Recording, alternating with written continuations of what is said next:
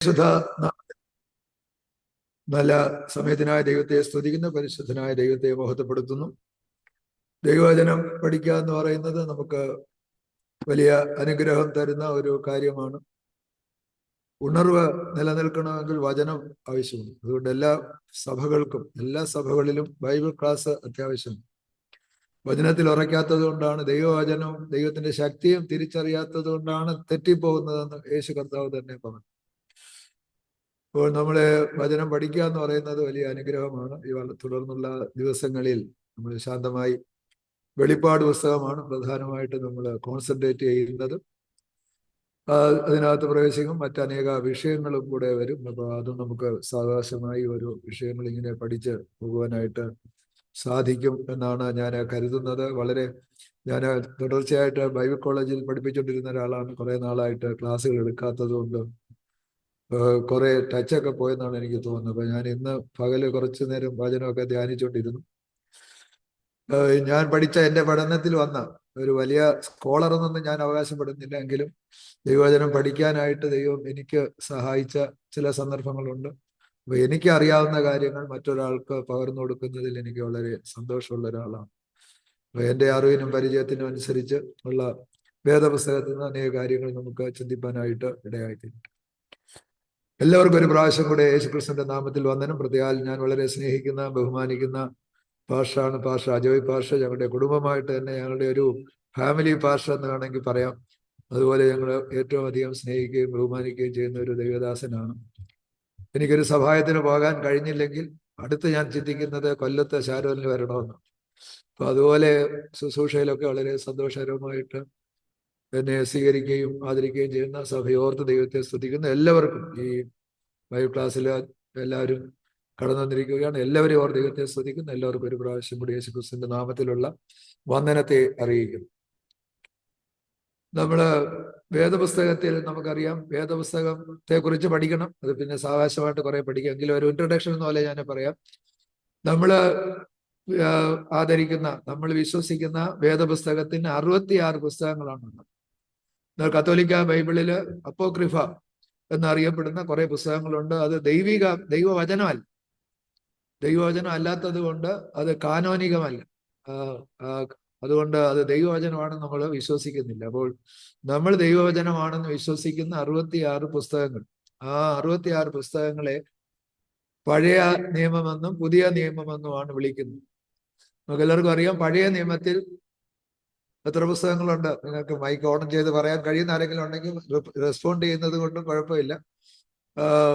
പഴയ നിയമത്തിൽ 39 പുസ്തകങ്ങളാണ്, പുതിയ നിയമം 27 പുസ്തകങ്ങളാണ്. അപ്പോൾ ഞാൻ പൊതുവായിട്ടൊന്ന് പറഞ്ഞു പോകാം. 39 പുസ്തകങ്ങളെ വേദപണ്ഡിതാക്കന്മാര് മൂന്നായിട്ടാണ് തിരിച്ചിരിക്കുന്നത്. മൂന്നായിട്ട്. എങ്ങനെയാണ് തിരിച്ചിരിക്കുന്നതെന്ന് ചോദിച്ചു കഴിഞ്ഞാൽ പെട്ടെന്ന് പഠിക്കാൻ വേണ്ടിയിട്ട് ഒരു ഫോർമുല പറയാം. 17 + 5 + 17. ഇത് ഓർമ്മയിരുന്നു കഴിഞ്ഞാൽ പഴയ നിയമം നമുക്ക് ഓർക്കാൻ ഒരു പ്രയാസമില്ല. ആദ്യത്തെ 17 പുസ്തകങ്ങൾ, ആ 17 പുസ്തകങ്ങളെ ഹിസ്റ്റോറിക്കൽ ബുക്സ് അല്ലെങ്കിൽ ചരിത്ര പുസ്തകങ്ങൾ എന്നാണ് വിളിക്കുന്നത്. അതിനെ വീണ്ടും രണ്ടായിട്ട് തിരിച്ചു പഠിക്കാം. ആദ്യത്തെ 5 പുസ്തകങ്ങൾ മോശയുടെ പഞ്ചഗ്രന്ഥങ്ങളാണ്. മോശയാണ് അതിന്റെ ഗ്രന്ഥകർത്താവ്. നമുക്ക് ആ പുസ്തകങ്ങൾ അറിയാം. ആദ്യത്തെ 5 പുസ്തകങ്ങൾ, അതിനെ എബ്രായ ഭാഷയിൽ തോറ എന്ന് വിളിക്കുന്നു, ഇംഗ്ലീഷിൽ അതിനെ ലോ എന്ന് വിളിക്കുന്നു, മലയാളത്തിൽ നമ്മൾ അതിനെ ന്യായപ്രമാണം എന്ന് വിളിക്കുന്നു. മോശ എഴുതിയ ഈ 5 പുസ്തകങ്ങൾക്ക് വളരെ പ്രാധാന്യമുണ്ട്. ഒന്ന്, നമുക്ക് വേദപുസ്തകം പഠിക്കാൻ അതിന്റെ ഏറ്റവും അടിസ്ഥാനപരമായി നമ്മൾ അറിഞ്ഞിരിക്കേണ്ട, പഠിച്ചിരിക്കേണ്ട 5 പുസ്തകങ്ങളാണ് ആദ്യത്തെ 5 പുസ്തകങ്ങൾ. യഹൂദനെ സംബന്ധിച്ചിടത്തോളം അത് വളരെ പ്രധാനമുള്ളതാണ്. കാരണം അവന്റെ ജീവിതത്തെ സ്വാധീനിക്കുന്ന, കുടുംബജീവിതം എങ്ങനെയായിരിക്കണം, രാജ്യത്തെ നിയമങ്ങൾ എങ്ങനെയായിരിക്കണം, ദൈവത്തെ ആരാധിക്കുന്നത് എങ്ങനെയായിരിക്കണം, എന്ത് ഭക്ഷിക്കരുത്, എന്ത് ഭക്ഷിക്കണം, എങ്ങനെ വസ്ത്രം ധരിക്കണം, ചുരുക്കം പറഞ്ഞാൽ എങ്ങനെ മുടി കെട്ടണമെന്ന് പോലും ദൈവം അവർക്ക് പ്രമാണം കൊടുക്കുന്നത് കാണുവാനായിട്ട് സാധിക്കും. അപ്പൊ യഹൂദനെ സംബന്ധിച്ചിടത്തോളം അവന്റെ സാമൂഹ്യവും രാജ്യപരവുമായിട്ട് അല്ലെങ്കിൽ കുടുംബപരവുമായിട്ട് ആരാധന, ദൈവത്തോടുള്ള ബന്ധത്തിൽ, മനുഷ്യനോടുള്ള ബന്ധത്തിൽ അവനെ നിയന്ത്രിക്കുന്ന നിയമങ്ങളുള്ള പുസ്തകങ്ങളാണ് ന്യായപ്രമാണം എന്ന് പറയുന്നത്. നമ്മള് ന്യായപ്രമാണം എന്ന് കേട്ടാൽ ഉടനെ നമുക്ക് ഓർമ്മ വരുന്നത് എത്ര കൽപ്പനയുണ്ടെന്ന് ചോദിച്ചാൽ നമ്മൾ ഉടനെ പറയും 10 കൽപ്പനകളുണ്ടെന്ന് പറയും. എന്നാൽ ന്യായപ്രമാണത്തിൽ 10 കൽപ്പനകളല്ല, 613 കൽപ്പനകളുണ്ട്. ഈ 613 കൽപ്പനകളിൽ ഏതെങ്കിലും ഒന്ന് തെറ്റിപ്പോവുകയോ അനുസരിക്കാതിരിക്കുകയോ ചെയ്തു കഴിഞ്ഞാൽ മുഴുവനും തെറ്റിപ്പോവുകയാണ്. ന്യായപ്രമാണം മുഴുവനും അനുസരിച്ച ഒരേ ഒരാൾ യേശുക്രിസ്തുവാണ്. ന്യായപ്രമാണം നീക്കുവാനല്ല, നിവർത്തിപ്പാൻ അത്രേ വന്നത്. കർത്താവ് ന്യായപ്രമാണം നിവർത്തിച്ച് ന്യായപ്രമാണത്തിന്റെ കീഴിൽ നിന്ന് കൃപയുടെ കീഴിലേക്ക് നമ്മളെ മാറ്റുവാൻ തക്കൊന്നിടയായി തീർന്നു. മഹാപുരോഹിതന്റെ വസ്ത്രം നമ്മൾ ശ്രദ്ധിച്ചാൽ കാണാം. മഹാപുരോഹിതന്റെ വസ്ത്രത്തിന് ഒത്തിരി പ്രത്യേകതകളുണ്ട്, പല വസ്ത്രങ്ങളുണ്ട്. അതിലൊരു വസ്ത്രത്തില് അത് താഴെ അതിന്റെ അഗ്രത്ത് ഒരു മാതള നാരകം, ഒരു മാതള നാരകം, ഒരു മണി ഇങ്ങനെ ചുറ്റും അത് തയ്ച്ചു ചേർത്തിരിക്കുകയാണ്. എന്തുകൊണ്ടാണ് മാതള നാരകം തയ്ക്കാനായിട്ട് കർത്താവ് പറഞ്ഞത്? എന്തുകൊണ്ട് ചക്ക ആയിക്കൂടെ, ആപ്പിൾ ആയിക്കൂടെ, മാങ്ങ ആയിക്കൂടെ, വേറെ എത്രയോ തരത്തിലുള്ള നമുക്ക് ഫലങ്ങളുണ്ട്, അതൊന്നും പറയാതെ മാതള നാരകം പറയാനായിട്ട് അതിനൊരു കാരണമുണ്ട്. ശാസ്ത്രീയമായി തെളിയിച്ചിട്ടുള്ള ഒരു കാര്യം, ഇന്ന് ലോകത്തിൽ അനേക തരത്തിലുള്ള മാതള നാരകങ്ങളുണ്ട്, പല ടൈപ്പുകളുണ്ട്. നമുക്കറിയാം, നമ്മൾ അതിൽ ഭക്ഷിക്കുന്നത് അതിന്റെ പൊട്ടിച്ചതിന്റെ കുരുവാണ് അകത്ത് ഇരിക്കുന്നതാണ് നമ്മൾ ഭക്ഷിക്കുന്നത്. അപ്പം 10-ലേറെ തരത്തിലുള്ള മാതള നാരകങ്ങളുണ്ടെന്നാണ് കണക്കാക്കപ്പെട്ടിരിക്കുന്നത്. അതിന്റെ കുരു എല്ലാം കൂടെ ശേഖരിച്ച്, നമ്മൾ ഭക്ഷിക്കുന്ന ആ ഭാഗങ്ങളെല്ലാം കൂടെ ശേഖരിച്ച് അതിന്റെ ആവറേജ് എടുത്തു കഴിഞ്ഞാൽ, ശരാശരി എടുത്തു കഴിഞ്ഞാൽ 613 കണ്ടുപിടിച്ചിരിക്കുന്നത്. അപ്പൊ 613 കൽപ്പനകളും മണി സൂചിപ്പിക്കുന്നത് കൃപാവരങ്ങളെയാണ്. ഫലം പുറപ്പെടുവിക്കുന്നതാണ് മാതള നാരകം മറ്റൊന്ന് കാണിക്കുന്നത്. അപ്പോൾ കൃപാവരങ്ങളും ആത്മഫലവും നിറഞ്ഞവരായി ദൈവത്തിന്റെ കൽപ്പനകളെല്ലാം ഒന്നൊഴിയാതെ അനുസരിക്കണമെന്നുള്ളൊരു സന്ദേശം കൂടെയാണ് നമുക്ക് അവിടെ ലഭിക്കുവാൻ തക്കൊന്നിടയായി തീരുന്നത്. അപ്പൊ ആദ്യത്തെ 5 പുസ്തകങ്ങൾ ന്യായപ്രമാണം എന്നാണ് അറിയപ്പെടുന്നത്. അതിന് ഓരോ പുസ്തകത്തിനും ഓരോ വിഷയങ്ങളുണ്ട്. ഇന്ന് രാത്രി നമുക്ക് അതിലേക്ക് കടക്കുവാൻ താല്പര്യമില്ലാത്തതുകൊണ്ട് ഞാൻ ആ ഭാഗം വിടുകയാണ്. ഓരോ പുസ്തകത്തിനും ഓരോ വിഷയങ്ങളുണ്ട്, പ്രധാനപ്പെട്ട വിഷയങ്ങളുണ്ട്. ഉദാഹരണമായി പറഞ്ഞാൽ ഉൽപ്പത്തി പുസ്തകം നമ്മളെ ഓർപ്പിക്കുന്നത് മനുഷ്യന്റെ വീഴ്ച എന്നാണ്, ദ ഫോൾ ഓഫ് മാൻ. ദൈവം മനുഷ്യനെ ഏറ്റവും ശ്രേഷ്ഠമായിട്ട് സൃഷ്ടിച്ചു, എന്നാൽ ആ മനുഷ്യൻ വീണുപോയി. ഉൽപ്പത്തി പുസ്തകം വളരെ മനോഹരമായിട്ട്, വളരെ മഹത്വകരമായിട്ടാണ് ആരംഭിക്കുന്നത്. എന്നാൽ ആ പുസ്തകം അവസാനിക്കുന്നത് ഒരു ശവപ്പെട്ടിയെ കുറിച്ച് പറഞ്ഞുകൊണ്ടാണ്. ഒരു ശവപ്പെട്ടി, യോസേഫിന്റെ മൃതദേഹം മിസ്രയീമിൽ ഒരു ശവപ്പെട്ടിയിൽ വെച്ചു എന്ന് പറഞ്ഞാണ് ആ പുസ്തകം അവസാനിക്കുന്നത്. അത് നമുക്കൊരു സന്ദേശം തരികയാണ്. എത്ര വലിയ മനുഷ്യനായാലും, എത്ര വലിയ രാജാവായാലും, എത്ര വലിയ ആളായിരുന്നാലും, ഏത് തരത്തിലുള്ള രീതിയിലുള്ള മനുഷ്യരായിരുന്നാലും നമ്മൾ ഓർക്കേണ്ട ഒരു കാര്യം, ഒരു ദിവസം ഒരു ശവപ്പെട്ടിയിൽ നമ്മൾ അവസാനിക്കും.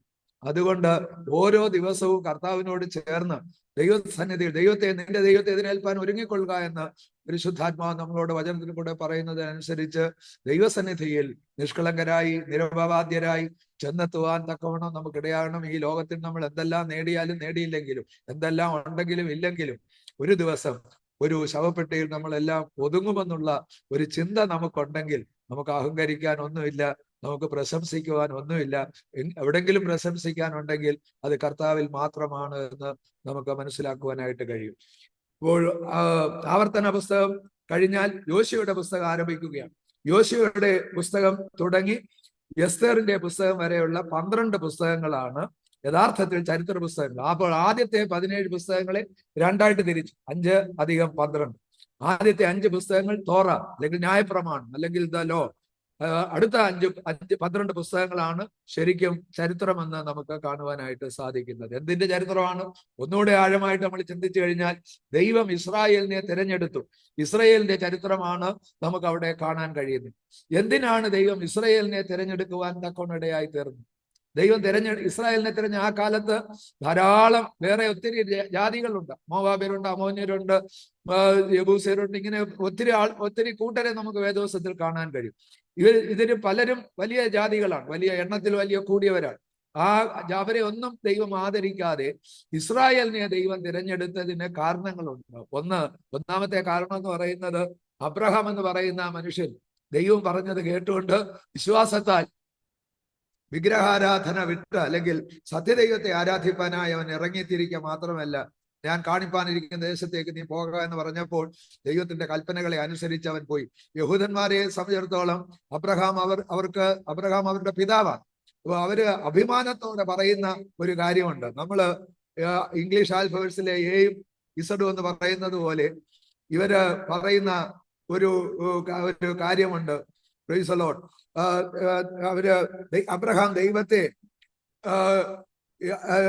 ഏറ്റവും ഇസഡ് അനുസരിച്ചു എന്ന് അവര് പറയുന്നതിന് പകരമായിട്ട് അവര് എബ്രായ ഭാഷയിലെ ആൽഫബറ്റ് അവരതാണ് കോട്ട് ചെയ്യുന്നത്. അബ്രഹാം A to Z അനുസരിച്ചു എന്ന് പറയുവാൻ തക്കവണ്ണം അവർ ഉപയോഗിക്കുന്ന ഒരു പ്രത്യേക രീതിയുണ്ട്. ആലേഫ് എന്ന് പറയുന്ന അക്ഷരമാണ് ആദ്യത്തെ അക്ഷരം. Price the Lord.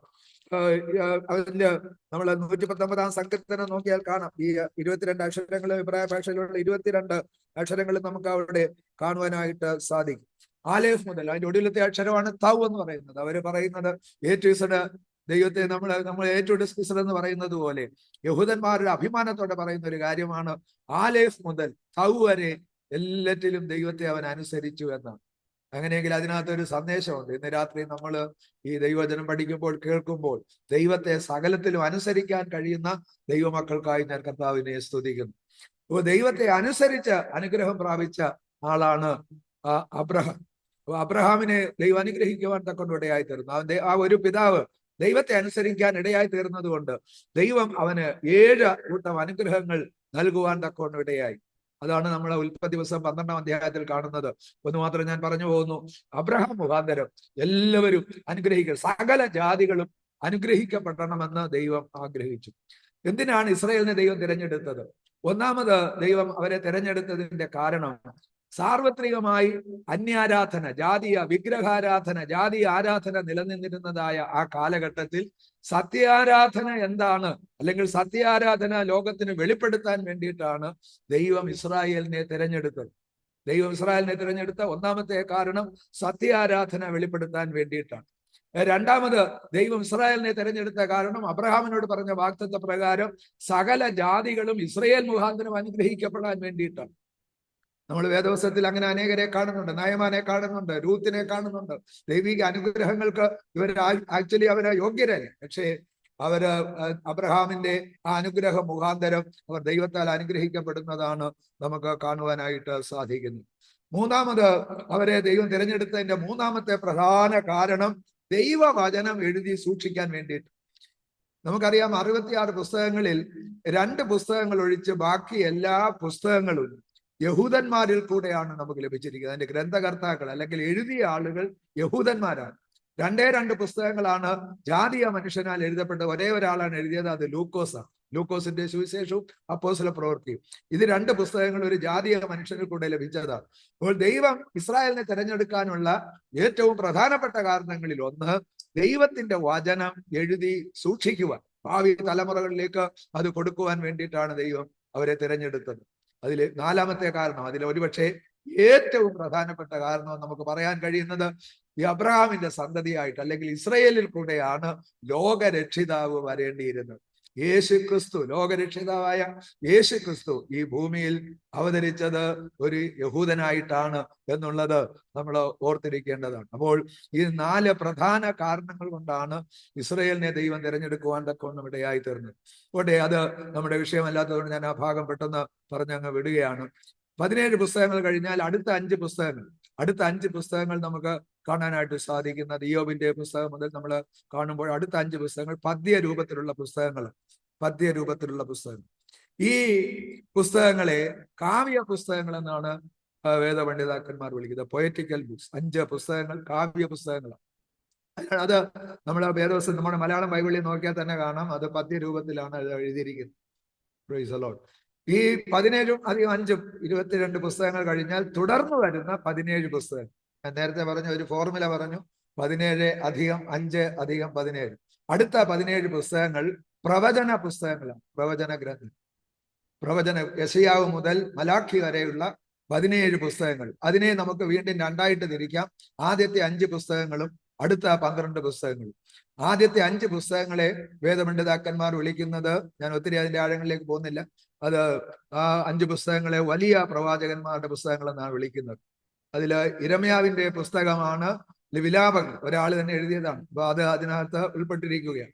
വലിയ പ്രവാചകന്മാരുടെ പുസ്തകങ്ങൾ. ഹോശേയ മുതൽ മലാഖി വരെയുള്ള 12 പുസ്തകങ്ങളെ മൈനർ പ്രോഫറ്റ്സ് അല്ലെങ്കിൽ ചെറിയ പ്രവാചകന്മാരെന്നാണ് വിളിക്കുന്നത്. ചെറിയ പ്രവാചകൻ. എന്താ ഈ വലിയ പ്രവാചകൻ എന്നും ചെറിയ പ്രവാചകൻ എന്ന് പറഞ്ഞാൽ അർത്ഥം? വലിയ പ്രവാചകൻ എന്ന് പറഞ്ഞാൽ 6 അടി ഉയരമുള്ള ആള്. ചെറിയ പ്രവാചകൻ എന്ന് പറഞ്ഞാൽ 5 അടി ഉയരമുള്ള ആളല്ല. ആളിന്റെ വലിപ്പമല്ല, പുസ്തകത്തിന്റെ വലിപ്പം കൊണ്ടാണ് അങ്ങനെ തിരിച്ചിരിക്കുന്നത്. അപ്പൊ ഇതില് ആ പുസ്തകങ്ങൾ വളരെ അനുഗ്രഹിക്കപ്പെട്ട പുസ്തകങ്ങളാണ്. നമ്മൾ അതെല്ലാം പഠിക്കേണ്ട പുസ്തകങ്ങളാണ്. ആ പുസ്തകങ്ങളിൽ ആദ്യത്തെ 3 പ്രവാചകന്മാരെ ഞാൻ പെട്ടെന്നൊന്ന് പരിചയപ്പെടുത്തി നമുക്ക് പുതിയ നിയമത്തിലേക്ക് വരാം. ആദ്യത്തെ 3 പ്രവാചകന്മാർ യെശയ്യാവ്, യിരെമ്യാവ്, പിന്നെ യെഹെസ്കേൽ. ഈ 3 പ്രവാചകന്മാരെ വേദപണ്ഡിതാക്കന്മാർ വിളിക്കുന്നത് ഇങ്ങനെയാണ്. യെശയ്യാവിനെ പുത്രന്റെ പ്രവാചകൻ എന്നാണ് വിളിക്കുന്നത്. യിരെമ്യാവിനെ പിതാവിന്റെ പ്രവാചകൻ എന്നാണ് വിളിക്കുന്നത്. യെഹെസ്കേലിനെ ആത്മാവിന്റെ പ്രവാചകൻ എന്നാണ് വിളിക്കുന്നത്. അങ്ങനെ വിളിക്കാൻ കാരണമാണ് യെശയ്യാവിന്റെ പ്രവചനം നമ്മൾ ശ്രദ്ധിച്ചു കഴിഞ്ഞാൽ 66 അധ്യായങ്ങൾ, 66 പുസ്തകങ്ങളുള്ള വേദപുസ്തകത്തിന്റെ ഒരു മിനി പതിപ്പാണ്. മിനി ബൈബിൾ എന്നാണ് വിളിക്കുന്നത്. ഈ 39, 27 എന്ന് പോലെ തന്നെ നമുക്ക് അത് പിരിച്ച് പഠിക്കുവാനായിട്ട് സാധിക്കും. ഈ യെശയ്യാ പ്രവാചകൻ പ്രവചന കുന്നിൽ നിന്നുകൊണ്ട് വളരെ ദൂരെ ദർശിച്ച ഒരാളാണ്. പ്രവചന കുന്നിൽ നിന്നുകൊണ്ട് വളരെ ദൂരേക്ക് ദർശിച്ച ഒരാളാണ്. അപ്പോൾ ഈ പ്രവാചകൻ പ്രവചന കണ്ണുകൾ കൊണ്ട് കണ്ടത് എന്താണ്? കണ്ടത് ഒന്ന്, ഏറ്റവും പ്രധാനപ്പെട്ടത് യേശുക്രിസ്തുവിന്റെ യേശുക്രിസ്തുവിനെ കുറിച്ച്, ജഡത്തിൽ വെളിപ്പെടാനിരിക്കുന്ന യേശുക്രിസ്തുവിനെ കുറിച്ച് വളരെ ആഴമേറിയ പ്രവചനങ്ങൾ പ്രവചിച്ച ഇരിക്കുന്ന ആളാണ് യെശയ്യാവ്. നമുക്കറിയാം, കന്യക ഗർഭിണിയായ ഒരു മകനെ പ്രസവിക്കുമെന്നുള്ള വളരെ പ്രസിദ്ധമായ ആ പ്രവചനം യെശയ്യാവിൽ കൂടെയാണ് നമുക്ക് ലഭിച്ചിരിക്കുന്നത്. ഒന്നുകൂടെ പറഞ്ഞു കഴിഞ്ഞാൽ, കർത്താവിന്റെ ജനനം, ജീവിതം, കർത്താവിന്റെ ശുശ്രൂഷ, കർത്താവിന്റെ മരണം, അടക്കം, ഉയർത്തെഴുന്നേൽപ്പ്, സ്വർഗാരോഹണം, 1000 ആണ്ട് വാഴ്ച, ഇങ്ങനെ പുതിയ പുതിയ ഭൂമി, നിത്യത, ഇങ്ങനെ വളരെ ദൂരെ ദർശിച്ച ഒരു ആളാണ് യെശയ്യാവ്. യെശയ്യാവ് പുത്രനെ കുറിച്ച് ധാരാളം കാര്യങ്ങൾ പറഞ്ഞിരിക്കുന്നത് കൊണ്ട് യെശയ്യാവിനെ വിളിക്കുന്നത് പുത്രന്റെ പ്രവാചകൻ എന്നാണ്. രണ്ടാമത് യിരെമ്യാവിനെ നമുക്ക് കാണാൻ, വീപ്പിംഗ് പ്രോഫറ്റ്, കരയുന്ന പ്രവാചകൻ എന്ന് അദ്ദേഹത്തെ വിളിക്കുന്നത്. ഒരു മകന്റെ മടങ്ങി വരവിന് വേണ്ടി കരയുന്ന ഒരു പിതാവിനെയാണ് നമുക്ക് ആ യിരെമ്യാ പ്രവചനത്തിൽ കാണാൻ കഴിയുന്നത്. അതുകൊണ്ട് തന്നെ യിരെമ്യാവിനെ നമുക്ക് പിതാവിന്റെ പ്രവാചകൻ എന്ന് വിളിക്കാം. യെഹെസ്കേലിന്റെ പ്രവചനം വളരെ വ്യത്യസ്തമായി നിൽക്കുന്ന ഒരു പ്രവചനമാണ്. നമ്മൾ ഏത് പ്രവചന ഗ്രന്ഥങ്ങൾ എടുത്ത് വായിച്ചാലും അതില് കാണാത്ത, അല്ലെങ്കിൽ അതിന്റെ പ്രത്യേകതകളില്ലാത്ത, വളരെ പ്രത്യേകതകൾ, അതിൽ മറ്റതിലില്ലാത്ത ഒരു പ്രത്യേകത യെഹെസ്കേൽ പ്രവചനത്തിലുള്ള കാര്യം ഇതാണ്. വായിച്ചിട്ടുള്ളവർക്കറിയാം, ആ പ്രവചനത്തിൽ കൂടെ കൂടെ ആത്മാവ് ആത്മാവ് ആത്മാവ് എന്ന് എഴുതിയിരിക്കുകയാണ്. അതുകൊണ്ട് തന്നെ യെഹെസ്കേലിനെ ആത്മാവിന്റെ, പരിശുദ്ധാത്മാവിന്റെ പ്രവാചകൻ എന്ന് വിളിക്കുകയാണ്. അതിലും ഒത്തിരി കാര്യങ്ങൾ പറഞ്ഞു പോകാനുണ്ടെങ്കിൽ ഞാൻ ആ ഭാഗം വിടട്ടെ. അടുത്ത 12 ഇതെല്ലാം ഓരോരുത്തരും ഓരോ രീതിക്കാണ് നമുക്ക് ചിന്തിക്കാൻ കഴിയുന്നത്. അതെല്ലാം ഞാൻ ഇപ്പം അത് വിടുകയാണ്. തൽക്കാലം അത് കാര്യം നമുക്ക് ഒഴിവാക്കാം. Price the Lord. പ്രവചന ഗ്രന്ഥങ്ങൾ വായിച്ച് പഠിക്കേണ്ടതാണ്. നമുക്ക് വളരെ അത്യാവശ്യം അറിഞ്ഞിരിക്കേണ്ട ഒത്തിരി കാര്യങ്ങൾ അതിനകത്ത് നിന്ന് കാണാൻ കഴിയും. ഇനി പുതിയ നിയമത്തിലേക്ക് പെട്ടെന്ന് പ്രവേശിച്ചു കഴിഞ്ഞാൽ, പുതിയ നിയമത്തിലെ 27 പുസ്തകങ്ങളെയും ഇതുപോലെ നമുക്ക് വീണ്ടും 3ആയിട്ട് തിരിക്കാം. ആദ്യത്തെ 5 പുസ്തകങ്ങൾ, 4 സുവിശേഷങ്ങളും അപ്പോസ്തല പ്രവൃത്തിയും ചേർന്ന ആ 5 പുസ്തകങ്ങളെ പൊതുവായി ഹിസ്റ്റോറിക്കൽ ബുക്സ് എന്ന് വിളിക്കാം, ചരിത്ര പുസ്തകങ്ങൾ എന്ന് വിളിക്കാം. അതിനെ വീണ്ടും 2ആയിട്ട് തിരിച്ചു കഴിഞ്ഞാൽ ആദ്യത്തെ 4 പുസ്തകങ്ങൾ സുവിശേഷങ്ങളാണ്. എന്തിനാണ് 4 സുവിശേഷങ്ങൾ? 4 സുവിശേഷങ്ങളിൽ കൂടെ കർത്താവിന്റെ 4 വിധത്തിലുള്ള ശുശ്രൂഷകൾ നമുക്ക് കാണാൻ കഴിയും. ഒന്നുകൂടെ പറഞ്ഞു കഴിഞ്ഞാൽ, യേശുവിന്റെ 4 ഫോട്ടോകളാണ് നമുക്ക് അതിനകത്ത് കാണാൻ കഴിയുന്നത്. യേശുവിനെ ഈ 4 സുവിശേഷങ്ങളിൽ കൂടെ വ്യത്യസ്തമായ നിലകളിലാണ് നമുക്ക് പരിചയപ്പെടുത്തി തരുന്നത്. അത് ഒറ്റ വാക്കിൽ പറഞ്ഞു കഴിഞ്ഞാൽ, ദ ലൈഫ് ഓഫ് ക്രൈസ്റ്റ്, യേശു ക്രിസ്തുവിന്റെ ജീവിതമാണ് 4 സുവിശേഷങ്ങളിൽ കൂടെ നമുക്ക് കാണാൻ കഴിയുന്നത്. പഴയ നിയമത്തിൽ വരുവാനിരിക്കുന്ന ഒരു രക്ഷകനെ കുറിച്ച് മുന്നമേ പ്രവചിച്ചെങ്കിൽ ആ പ്രവചനങ്ങളെല്ലാം ആക്ഷരികമായി നിറവേറിക്കൊണ്ട് യേശു ക്രിസ്തു ഈ ഭൂമിയിൽ അവതരിച്ചു എന്നുള്ളത്, ആ വാക്യങ്ങൾ കോട്ട് ചെയ്ത് നമ്മളെ ഉറപ്പിക്കുന്ന യേശു ക്രിസ്തുവിന്റെ ചരിത്രമാണ് നമുക്ക് ഈ 4 സുവിശേഷങ്ങളിൽ കൂടെ കാണാൻ കഴിയും. അടുത്ത പുസ്തകം അപ്പോസ്തല പ്രവൃത്തി, സഭയുടെ ചരിത്രം, സഭയുടെ തുടക്കം, ഒരുപക്ഷെ ഒരു പര്യവസാനമില്ലാതെ അവസാനിക്കുന്ന ഏക പുസ്തകം അപ്പോസ്തല പ്രവൃത്തിയാണ്. ബാക്കി എല്ലാ പുസ്തകങ്ങൾക്കും ഒരു കൺക്ലൂഷൻ ഉണ്ട്. ആ കൺക്ലൂഷൻ പറഞ്ഞ് അവസാനിക്കുന്നത്. എന്നാൽ അപ്പോസ്തല പ്രവൃത്തി ഒരു കൺക്ലൂഷൻ ഇല്ലാതെയാണ് അവസാനിക്കുന്നത്. അതിന്റെ കാരണം പരിശുദ്ധാത്മാവിന്റെ, അപ്പോസ്തലന്മാരുടെ പ്രവൃത്തിയല്ല, പരിശുദ്ധാത്മാവിന്റെ പ്രവൃത്തി എന്നാണ് അതിനെ വിളിക്കേണ്ടത്. പരിശുദ്ധാത്മാവിന്റെ പ്രവൃത്തി ഇന്നും അവസാനിച്ചിട്ടില്ല. ഇത് എപ്പോഴാണ് അവസാനിക്കുന്നതെന്ന് ചോദിച്ചു കഴിഞ്ഞാൽ, ദൈവസഭ ഇവിടെ നിന്ന് ഉൽപ്രാവണം ചെയ്യുമ്പോഴാണ് പരിശുദ്ധാത്മാവിന്റെ പ്രവൃത്തി ഈ ഭൂമിയിൽ അവസാനിക്കാൻ പോകുന്നത്. അപ്പൊ അപ്പോസ്തല പ്രവൃത്തി കഴിഞ്ഞാൽ നമുക്ക് അടുത്ത 21 പുസ്തകങ്ങൾ, ലേഖനങ്ങൾ. ഈ ലേഖനങ്ങളെ നമുക്ക് പലതായിട്ട് തിരിച്ച് പഠിക്കുവാനായിട്ട് സാധിക്കും. അതില് എല്ലാ കാര്യങ്ങളും നമുക്ക് ചിന്തിക്കാൻ കഴിയത്തില്ലെങ്കിൽ ഞാൻ വളരെ പെട്ടെന്ന് ഒന്ന് രണ്ട് കാര്യങ്ങൾ പറഞ്ഞ് നമുക്ക് വെളിപ്പാട് പുസ്തകത്തിലേക്ക് കടക്കാം. ഈ 21 ലേഖനങ്ങൾ, ആ 21 ലേഖനങ്ങളെ പ്രധാനമായിട്ടും രണ്ടായിട്ട് തിരിക്കുക. ആദ്യത്തെ 14 ലേഖനങ്ങൾ പൗലോസിന്റെ ലേഖനങ്ങൾ. ആദ്യത്തെ 14 ലേഖനങ്ങൾ പൗലോസിന്റെ ലേഖനമാണ്. എബ്രായ ലേഖനം പൗലോസിൻ്റെതാണെന്നും അല്ലെന്നും വിദഗ്ധ പണ്ഡിതന്മാർ അഭിപ്രായപ്പെടുന്നു. പക്ഷേ നമുക്ക് പൗലോസിൻ്റെതായിട്ട് തന്നെ അത് കണക്കാക്കി പഠിക്കാം. അതിന് കാരണങ്ങളുണ്ട്. അല്ല എന്ന് പറഞ്ഞതിന് കാരണങ്ങളുണ്ട്, ആണെന്ന് പറയുന്നതിനും കാരണങ്ങളുണ്ട്. എന്നാൽ നമ്മളെ സംബന്ധിച്ചോളം നമുക്ക് പൗലോസിന്റെ ലേഖനമായിട്ട് അത് കരുതി പഠിക്കുകയാണെങ്കിൽ 14 ലേഖനങ്ങൾ പൗലോസിന്റെ ലേഖനങ്ങൾ. ഈ 14 ലേഖനങ്ങളെ നമുക്ക് പെട്ടെന്ന് അതിനെ രണ്ടായിട്ട് തിരിച്ച് പഠിക്കും. 14 ലേഖനങ്ങളെ രണ്ടായിട്ട് തിരിക്കും. രണ്ടായിട്ട് തിരിക്കുന്നത് എങ്ങനെയാണെന്ന് ചോദിച്ചു കഴിഞ്ഞാൽ, ഇനി നിങ്ങൾ നോട്ട് ചെയ്യുന്നതുകൊണ്ട് കുഴപ്പമില്ല. ഒന്നാമത്തേത് വ്യക്തികൾക്ക് എഴുതിയ ലേഖനം, രണ്ടാമത്തേത് സഭകൾക്ക് എഴുതിയ ലേഖനം. അപ്പൊ അതിനെ രണ്ടായിട്ട് അങ്ങനെ തിരിക്കാൻ കഴിയും. വ്യക്തികൾക്ക് എഴുതിയ ലേഖനം, നമുക്ക് അതിന്റെ ലേഖനങ്ങളുടെ പേര് വായിക്കുമ്പോൾ തന്നെ അറിയാം. വ്യക്തികൾക്ക് എഴുതിയ ലേഖനങ്ങൾ എന്തൊക്കെ, ആർക്കൊക്കെയാണ് എഴുതിയത് നമുക്ക് പഠിക്കാനായിട്ട് സാധിക്കും. വ്യക്തികൾക്ക് എഴുതിയ ലേഖനം. രണ്ടാമത്തേത് സഭകൾക്ക് എഴുതിയതായ ലേഖനം. അപ്പൊ വ്യക്തികൾക്ക് എഴുതിയ ലേഖനമുണ്ട്, സഭകൾക്ക് എഴുതിയ ലേഖനങ്ങളുണ്ട്. വീണ്ടും അതിനെ നമുക്ക് മൂന്നായിട്ട് തിരിച്ച് പഠിക്കുവാനായിട്ട് സാധിക്കും. മൂന്നായിട്ട് തിരിക്കാനായിട്ട് സാധിക്കും. എങ്ങനെയാണ് മൂന്നായിട്ട് തിരിക്കുന്നതെന്ന് ചോദിച്ചു കഴിഞ്ഞാൽ പെട്ടെന്ന് അത് പറഞ്ഞു പോയാൽ, ഒന്നാമത്തേത് കാരാഗ്രഹ ലേഖനങ്ങൾ, പ്രിസൺ ലെറ്റേഴ്സ്, കാരാഗ്രഹ ലേഖനം. 4 കാരാഗ്രഹ ലേഖനങ്ങൾ നമുക്ക് കാണാം. എന്ന് പറഞ്ഞാൽ കാരാഗ്രഹ ലേഖനങ്ങൾ എന്ന് പറഞ്ഞാൽ പൗലോസ് കാരാഗ്രഹത്തിൽ കിടന്നുകൊണ്ട് എഴുതിയ ലേഖനങ്ങളാണ്. എഫേസ്യർ, ഫിലിപ്പിയർ, കൊലോസിയർ, ഫിലേമോൻ, ഈ 4 ലേഖനങ്ങൾ കാരാഗ്രഹ ലേഖനങ്ങളാണ്. അതുപോലെ നമുക്ക് പാസ്റ്ററൽ ഇടയലേഖനങ്ങൾ, പാസ്റ്ററൽ എപ്പിസ്റ്റൽസ് എന്ന് പറയുന്ന 3 ലേഖനങ്ങളുണ്ട്. തിമത്യോസിന് എഴുതിയ 1-2 ലേഖനങ്ങളും തീത്തോസിന്റെ ലേഖനങ്ങളും പാസ്റ്ററൽ എപ്പിസ്റ്റൽസ് ആണ്, അല്ലെങ്കിൽ ഇടയ ലേഖനങ്ങൾ. ബാക്കിയുള്ളത് രണ്ടും തിമത്യോസും ടൈറ്റസും മാറ്റിക്കഴിഞ്ഞ് പ്രിസൺ ലെറ്റേഴ്സും കൂടെ മാറ്റിക്കഴിഞ്ഞാൽ ബാക്കിയുള്ള ലേഖനങ്ങളെ എല്ലാം പൊതുവായിട്ട് വേദപണ്ഡിതാക്കന്മാർ വിളിക്കുന്നത് യാത്രാ ലേഖനങ്ങളെന്ന് പറഞ്ഞാൽ പൗലോസിന്റെ യാത്രകൾക്കിടയിൽ താൻ എഴുതിയ ലേഖനങ്ങളാണ് ബാക്കിയുള്ള ലേഖനങ്ങളെല്ലാം. അപ്പൊ ഈ ലേഖനങ്ങളെ വീണ്ടും 4ആയിട്ട് തിരിച്ചു പഠിക്കാം. ഞാൻ അതിന്റെ ഒത്തിരി ഡീറ്റെയിൽ പോകുന്നില്ല, എങ്കിലും ഒന്ന് പറഞ്ഞു വിടാം. ഈ പൗലോസിന്റെ ലേഖനങ്ങളെ 2ആയിട്ട് തിരിച്ചു, 3ആയിട്ട് തിരിച്ചു.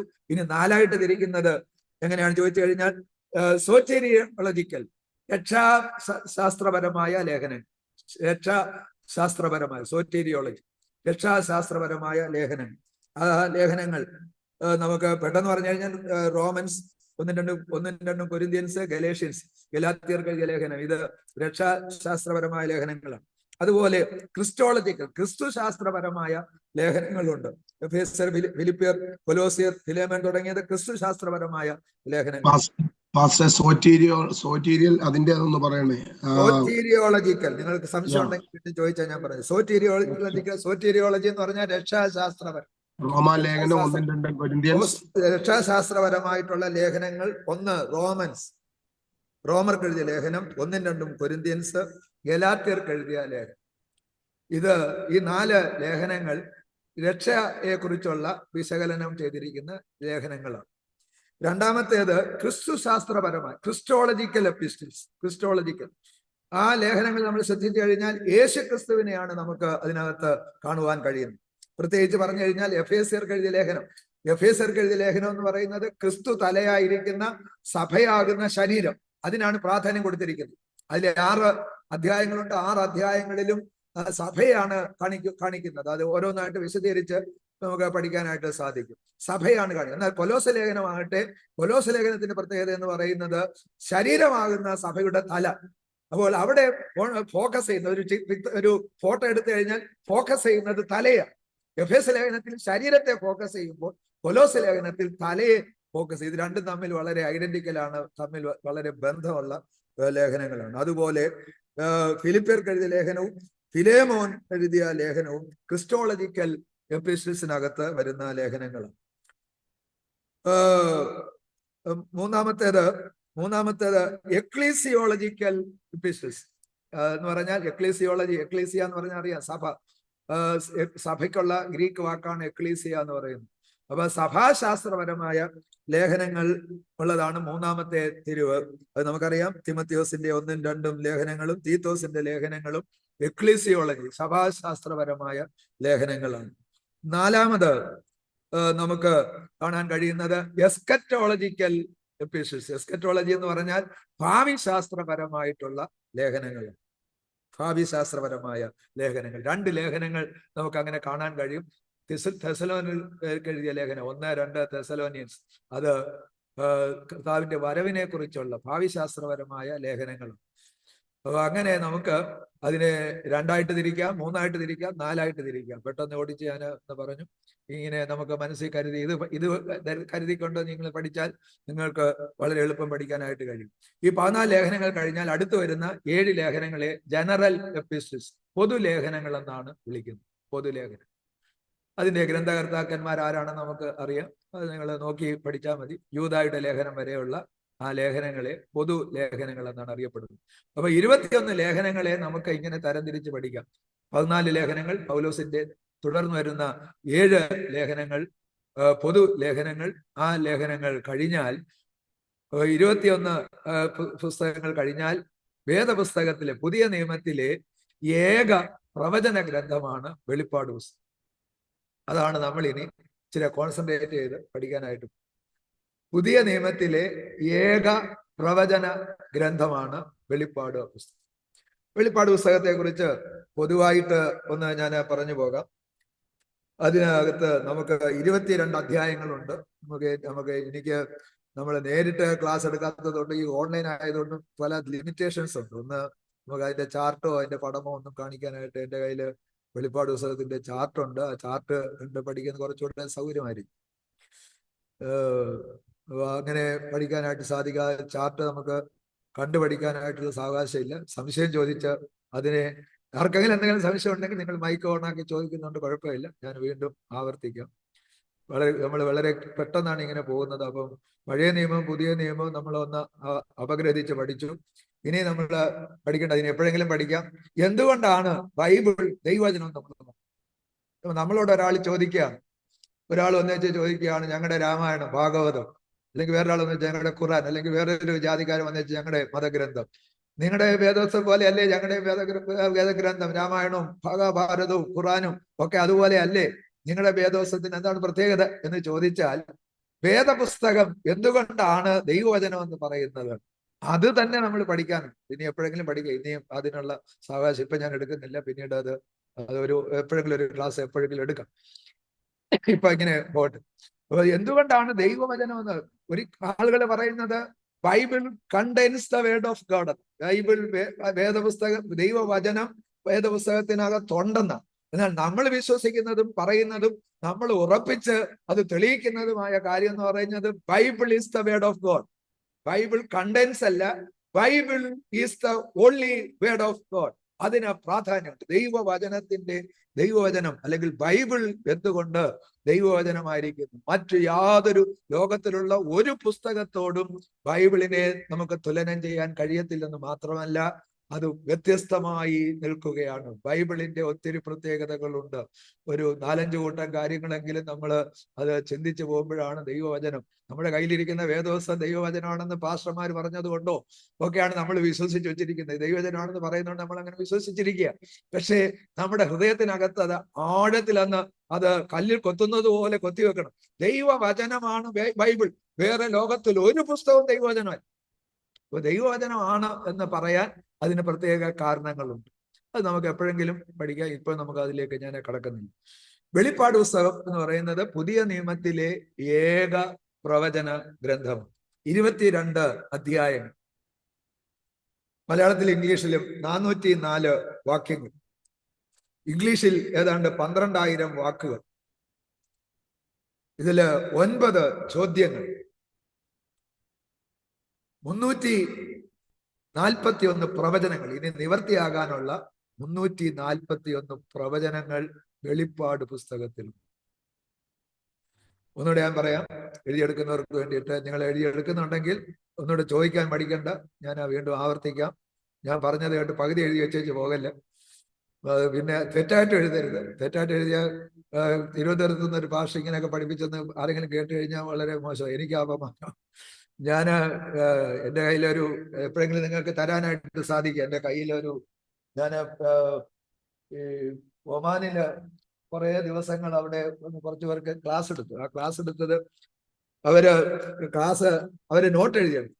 നോട്ട് എഴുതി എടുത്തിട്ട് അത് അവര് ഒരു ഇങ്ങനെ ബൈൻഡ് ചെയ്ത് പുസ്തകമാക്കി എല്ലാവർക്കും കൊടുത്തു. അപ്പൊ അതിന്റെ ഒരു കോപ്പി എൻ്റെ കയ്യിലുണ്ട്. ഇതിന്റെ അവസാനത്തിൽ ഒത്തിരി തെറ്റുകളാണ്.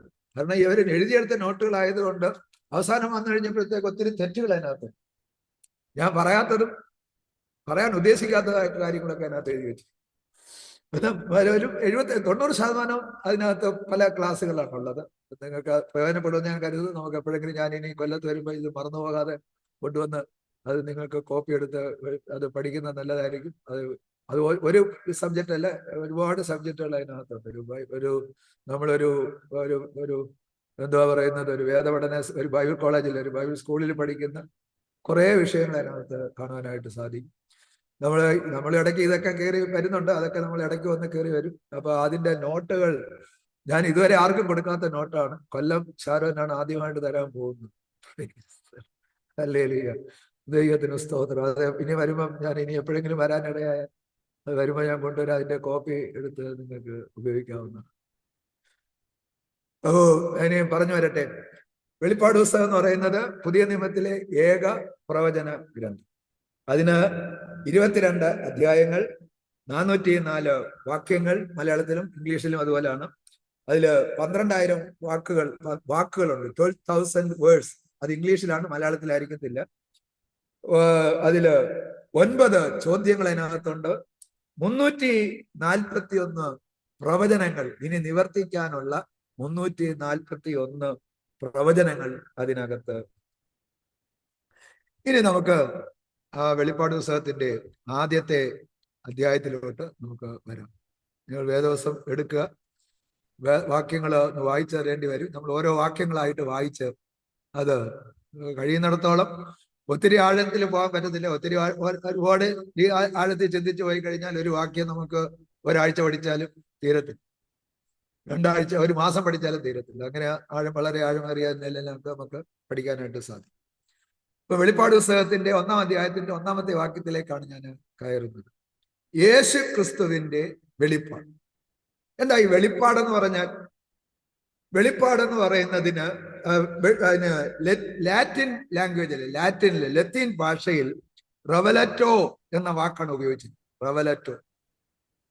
ഗ്രീക്കിൽ അതിന് അപ്പോക്കാലിപ്സിസ് എന്നാണ് വിളിച്ചിരിക്കുന്നത്. ഇത് രണ്ടും ഏതാണ്ട് ഒരേ അർത്ഥമാണ്. റെവലറ്റോ എന്ന വാക്കിന്റെ അർത്ഥം മറ നീക്കി കാണിക്കാന്നുള്ള, അൺവെയിലിംഗ് എന്നാണ് അതിന്റെ അർത്ഥം. വെയിൽ ചെയ്തിരിക്കുന്ന ഒരു മറ, തിരശ്ശീല മാറ്റി കാണിക്കുക. അപ്പോക്കാലിപ്സ് എന്ന് പറയുന്നതിനും അതേ അർത്ഥം തന്നെയാണ്. മറ നീക്കുക, മറ റിമൂവിങ് എ വെയിൽ എന്നാണ് അതിന്റെ അർത്ഥം. നിങ്ങൾ എൻ്റെ കയ്യിലേക്കൊന്ന് ശ്രദ്ധിച്ചാൽ കാണാം. എൻ്റെ കൈ ഇപ്പൊ കാണാൻ കഴിയുന്നത് ഒരു മറയാണ്. ഞാനിത് മറ മാറ്റിയപ്പോഴത്തേക്ക് കൈ കാണാൻ കഴിയുന്നത്. ഒരു തിരശ്ശീലയ്ക്ക് അപ്പുറത്ത് ഉള്ള കാര്യങ്ങൾ, തിരശ്ശീല ഇട്ട് മറച്ചിരിക്കുന്ന ഒരു കാര്യം തിരശ്ശീല നീക്കി കാണിക്കുന്ന ഇതിനുള്ള ഉപയോഗിക്കുന്ന വാക്കമാണ് റെവലറ്റോ എന്ന് പറയുന്നത്. ആ റെവലറ്റോ എന്ന വാക്കിൽ നിന്നാണ് ഇംഗ്ലീഷിൽ റെവലേഷൻ എന്ന വാക്കുണ്ടായത്. അപ്പോൾ എന്താണ് യഥാർത്ഥത്തിൽ വെളിപ്പാടെന്ന് പറഞ്ഞാൽ? സംഭവിക്കാൻ പോകുന്ന കാര്യങ്ങൾ മറഞ്ഞിരുന്നത് മറ നീക്കി കാണിക്കുന്ന അതിനെയാണ് വെളിപ്പാട് എന്ന് പറയുന്നത്. ഇതില് അതിന്റെ ആദ്യത്തെ യേശുക്രിസ്തുവിന്റെ വെളിപ്പാട് വേഗത്തിൽ സംഭവിക്കാനുള്ളത് തന്റെ ദാസന്മാരെ കാണിക്കേണ്ടതിന് ദൈവം അത് അവന് കൊടുത്തു. അവനത് ആരാണ്? യേശുക്രിസ്തു അത് തന്റെ ദൂതൻ മുഖാന്തരം അയച്ച് തന്റെ ദാസനായ യോഹന്നാന് പ്രദർശിപ്പിച്ചു. ഇത് നമ്മൾ വായിച്ചു കഴിഞ്ഞാൽ നമുക്കൊരു കാര്യം മനസ്സിലാകും. ബാക്കി പുസ്തകങ്ങളെല്ലാം നമ്മൾ ശ്രദ്ധിച്ചാൽ പരിശുദ്ധാത്മാവാണ് പുറകിൽ പ്രവർത്തിക്കുന്നത്. റെവലേഷൻ, അതിന്റെ ഇൻസ്പിറേഷനും റെവലേഷനും ഒക്കെ കൊടുക്കുന്നത് പരിശുദ്ധാത്മാവാണ് ഒരാളിനെ ഉപയോഗിക്കുന്നത്. ഇപ്പൊ യെശയ്യാവിന്റെ പ്രവചനം നമ്മൾ പഠിക്കുമ്പോൾ യെശയ്യാവിനെ ദൈവത്തിന്റെ പരിശുദ്ധാത്മാവാണ് നിയന്ത്രിക്കുന്നത്. അവന്റെ ഓരോ വാക്കുകളും, അവന്റെ എഴുതിയ പേന, അതെല്ലാം പരിശുദ്ധാത്മാവാണ് നിയന്ത്രിച്ചത്. സൂപ്പറിൻറ്റൻഡന്റ് എന്ന് വേണമെങ്കിൽ പറയാം. സൂപ്പറിൻഡ് എന്ന് മലയാളത്തിൽ പറയുന്ന വാക്ക്, അതിനെ നിയന്ത്രിച്ചത് പരിശുദ്ധാത്മാവാണ്. പക്ഷേ ഈ യെശയ്യാവ് അത് എഴുതുമ്പോൾ അവന്റെ ബുദ്ധി അതിനകത്ത്, ആ ബുദ്ധിയെ നിയന്ത്രിച്ചത് പരിശുദ്ധാത്മാവാണെന്ന് മാത്രം. അവന്റെ ലാംഗ്വേജ്, പൗലോസ് എഴുതിയ ഭാഷ ആ ഗ്രീക്കിലാണ്, ആ പൗലോസിന്റെ ഭാഷയിലാണ്, ആ രീതിയിലാണ്, ലാംഗ്വേജിലാണ് അത് എഴുതിയത്. എന്നാൽ വെളിപ്പാട് പുസ്തകം എന്ന് പറയുന്നത്, വെളിപ്പാട് പുസ്തകത്തിന്റെ യഥാർത്ഥ ഗ്രന്ഥകാരൻ എന്ന് പറയുന്നത് യോഹന്നാൻ അല്ല.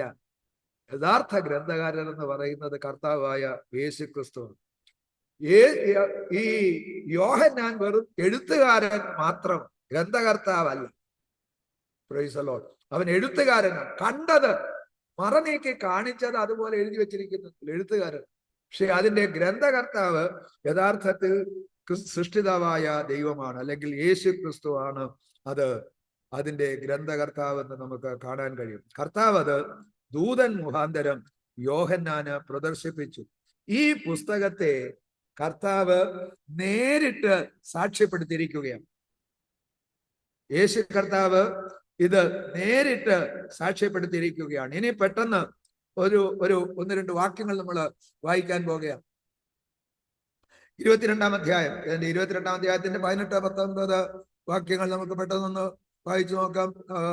22-ാം വെളിപ്പാട് പുസ്തകത്തിലെ പ്രവചനം, ഈ പുസ്തകത്തിലെ പ്രവചനം കേൾക്കുന്നവനും കേൾക്കുന്ന ഏവനോടും ഞാൻ സാക്ഷീകരിക്കുന്നത് എന്തെന്നാൽ, അതിനോട് ആരെങ്കിലും കൂട്ടിയാൽ ഈ പുസ്തകത്തിൽ എഴുതിയ ബാധകളെ ദൈവം അവന് വരുത്തും.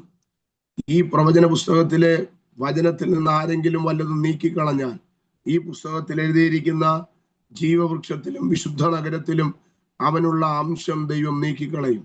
ഒരു ദൂതൻ മുഖാന്തരം അയച്ച് ഇത് കർത്താവ് അതിനെ എൻഡോഴ്സ് ചെയ്തിരിക്കുക.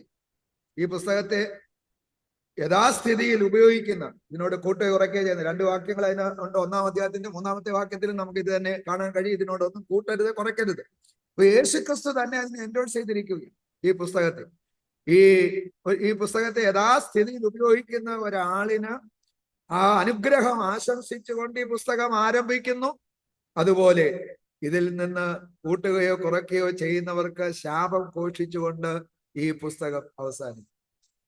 ഈ ഉൽപ്പത്തി പുസ്തകവും വെളിപ്പാട് പുസ്തകവും തമ്മിൽ ചില ബന്ധങ്ങളും ചില കാര്യങ്ങളും. ഉൽപ്പത്തി പുസ്തകം എന്ന് പറഞ്ഞാൽ ഉൽപ്പത്തി, ജനസിസ്, ഉൽപ്പത്തി എന്ന വാക്കിന്റെ അർത്ഥം തന്നെ എല്ലാറ്റിന്റെയും ആരംഭമാണ് നമുക്കവിടെ കാണാൻ കഴിയും. ഉൽപ്പത്തി പുസ്തകത്തിൽ എല്ലാറ്റിന്റെയും ആരംഭം കാണും. ആകാശവും ഭൂമിയുടെ ആരംഭം. അതുപോലെ ഒരു തോട്ടത്തെ നമുക്ക് കാണാൻ കഴിയും. 1-ാം ആദാമിന്റെ വിവാഹം നമുക്ക് കാണാനായിട്ട് സാധിക്കും.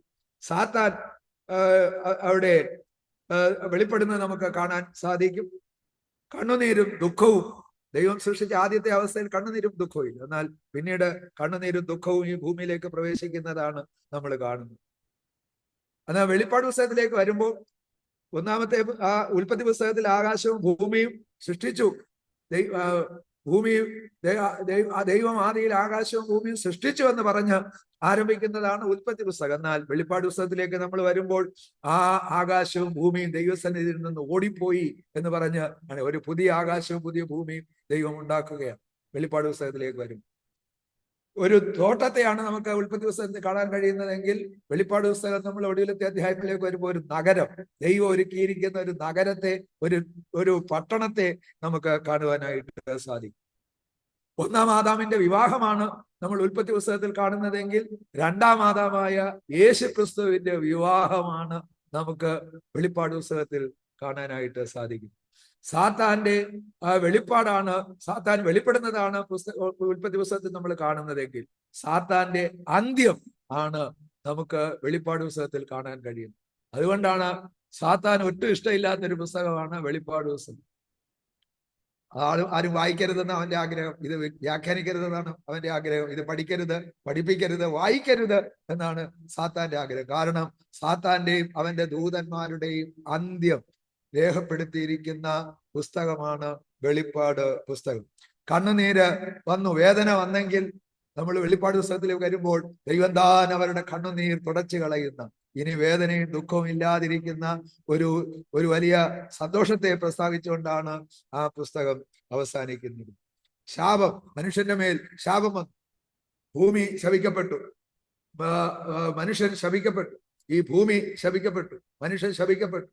അപ്പോൾ ശാപം ഇനി ഇല്ല എന്ന് പറഞ്ഞുകൊണ്ട് ശാപത്തിന് പരിഹാരമായി. കാരണം ശാപം വഹിച്ചുകൊണ്ട് കാൽവരി ക്രൂശിൽ നമ്മുടെ കർത്താവ് ക്രൂശിന്മേൽ കയറി. നമുക്കറിയാം, മുൾക്കിരീടമാണ് കർത്താവിന്റെ തലയിൽ വെച്ചത്. ഈ ഭൂമിക്ക് 7 അവസ്ഥകളുണ്ട്. അതിൽ 5ാമത്തെ അവസ്ഥയിലാണ് നമ്മൾ വസിക്കുന്നത്. 1ാമത്തെ അവസ്ഥ എന്ന് പറയുന്നത് ആ 30 ദിവസം 1-ാം അധ്യായത്തിന്റെ 1ാമത്തെ വാക്യത്തിൽ നമ്മൾ കാണുന്ന ആദിയിൽ ദൈവം ആകാശവും ഭൂമിയും സൃഷ്ടിച്ചു എന്ന് പറഞ്ഞ ആദിയിൽ ദൈവം സൃഷ്ടിച്ച ഭൂമിയാണ്. അതാണ് ആദിമ ഭൂമിയാണ് 1ാമത്തെ അവസ്ഥ എന്ന് പറയുന്നത്. നമ്മൾ വിചാരിക്കുന്ന പോലെ അല്ല, ചിലർ വിചാരിച്ചിരിക്കുന്നത് ആ ഭൂമിയിലാണ് സൃഷ്ടിപ്പത്. അങ്ങനല്ല. ആദിമ ഭൂമിയിൽ ഒരു ഏദൻ തോട്ടമുണ്ട്. ആ തോട്ടത്തിൽ അല്ലെങ്കിൽ ആ ഭൂമിയെ അഗ്നിമയമായ രഥങ്ങളുടെ മധ്യേ വസിച്ചുകൊണ്ട് സഞ്ചരിച്ചുകൊണ്ട് ആ ഭൂമിയെ ഭരിച്ച ഒരു കെരൂബുണ്ടായിരുന്നു. അവന്റെ പേരാണ് ലൂസിഫർ.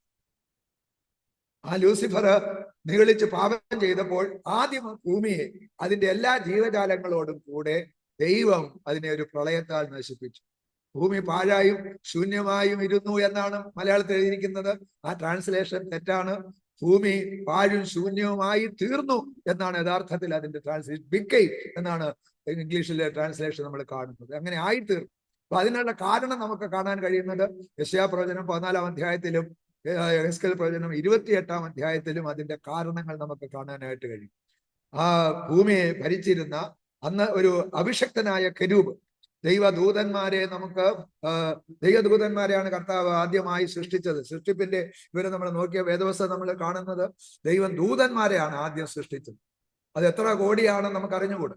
ഇന്യൂമറസ് ആണ്. അസംഖ്യം ദൂതന്മാരെ ദൈവം സൃഷ്ടിച്ചു. ആ ദൂതന്മാര് അവര് ദൈവത്തോട് വിധേയപ്പെട്ടുകൊണ്ടിരിക്കുമ്പോൾ അതില് ലൂസിഫറിന്റെ സാത്താന്റെ നേതൃത്വത്തിലുള്ള ഒരു കൂട്ടം ദൂതന്മാർ ദൈവത്തോട് മത്സരിച്ചു. അപ്പൊ ആ ദൂതന്മാർ ദൈവത്തോട് മത്സരിച്ചു കഴിഞ്ഞപ്പോൾ ദൂതന്മാരെ നമുക്ക് 2ആയിട്ട് തിരിച്ചു പഠിക്കാനായിട്ട് കഴിയും. 1 വിശുദ്ധ ദൂതൻ, 2 വീണുപോയ ദൂതൻ. ഈ വീണുപോയ ദൂതന്മാരെ നമുക്ക് വീണ്ടും 3ആയിട്ട് തിരിച്ചു പഠിക്കാം. ഞാൻ ഇപ്പോഴതിന്റെ ഡീറ്റെയിലേക്ക് പോകുന്നില്ല. വിശുദ്ധ ദൂതന്മാരെ നമുക്ക് 3ആയിട്ട് തിരിച്ചു പഠിക്കാനായിട്ട് കഴിയും. വിശുദ്ധ ദൂതന്മാരെയും 3ആയിട്ട് തിരിക്കാം, വീണുപോയ ദൂതന്മാരെയും 3ആയിട്ട് തിരിച്ചു പഠിക്കാം. വിശുദ്ധ ദൂതന്മാരെ എങ്ങനെയാണ് തിരിച്ചു പഠിക്കുന്നത്? അവർ ദൈവത്തോടുള്ള ബന്ധത്തിൽ, ദൈവത്തോടുള്ള വിശ്വസ്തതയിൽ, ദൈവത്തോടുള്ള ബന്ധത്തിൽ അവര് നിന്നതുകൊണ്ട് ദൈവം അവരെ അവരുടെ വിശുദ്ധിയിൽ സ്ഥിരപ്പെടുത്തി. ഇനി അവർക്ക് പാപം ചെയ്യാൻ ഒക്കാത്ത നിലയിൽ ദൈവം അവരെ വിശുദ്ധിയിൽ സ്ഥിരപ്പെടുത്തി. അതുകൊണ്ടാണ് ഇപ്പൊ ദൂതന്മാർക്ക് പാപം ചെയ്യാൻ കഴിയാത്തത്. വിശുദ്ധ ദൂതന്മാർക്ക് പാപം ചെയ്യാനായിട്ട് കഴിയത്തില്ല. അപ്പൊ ആ അവസ്ഥയിലാണ്, മനുഷ്യനെ ആ അവസ്ഥയിലേക്കാണ് ദൈവം കൊണ്ടുവരാൻ പോകുന്നത്. അതും വിശദീകരിക്കേണ്ടതാണ്. ഇപ്പൊ അതിന് സമയമില്ലാത്തതുകൊണ്ട് ഞാൻ പിന്നീടത്തേക്ക് മാറ്റും.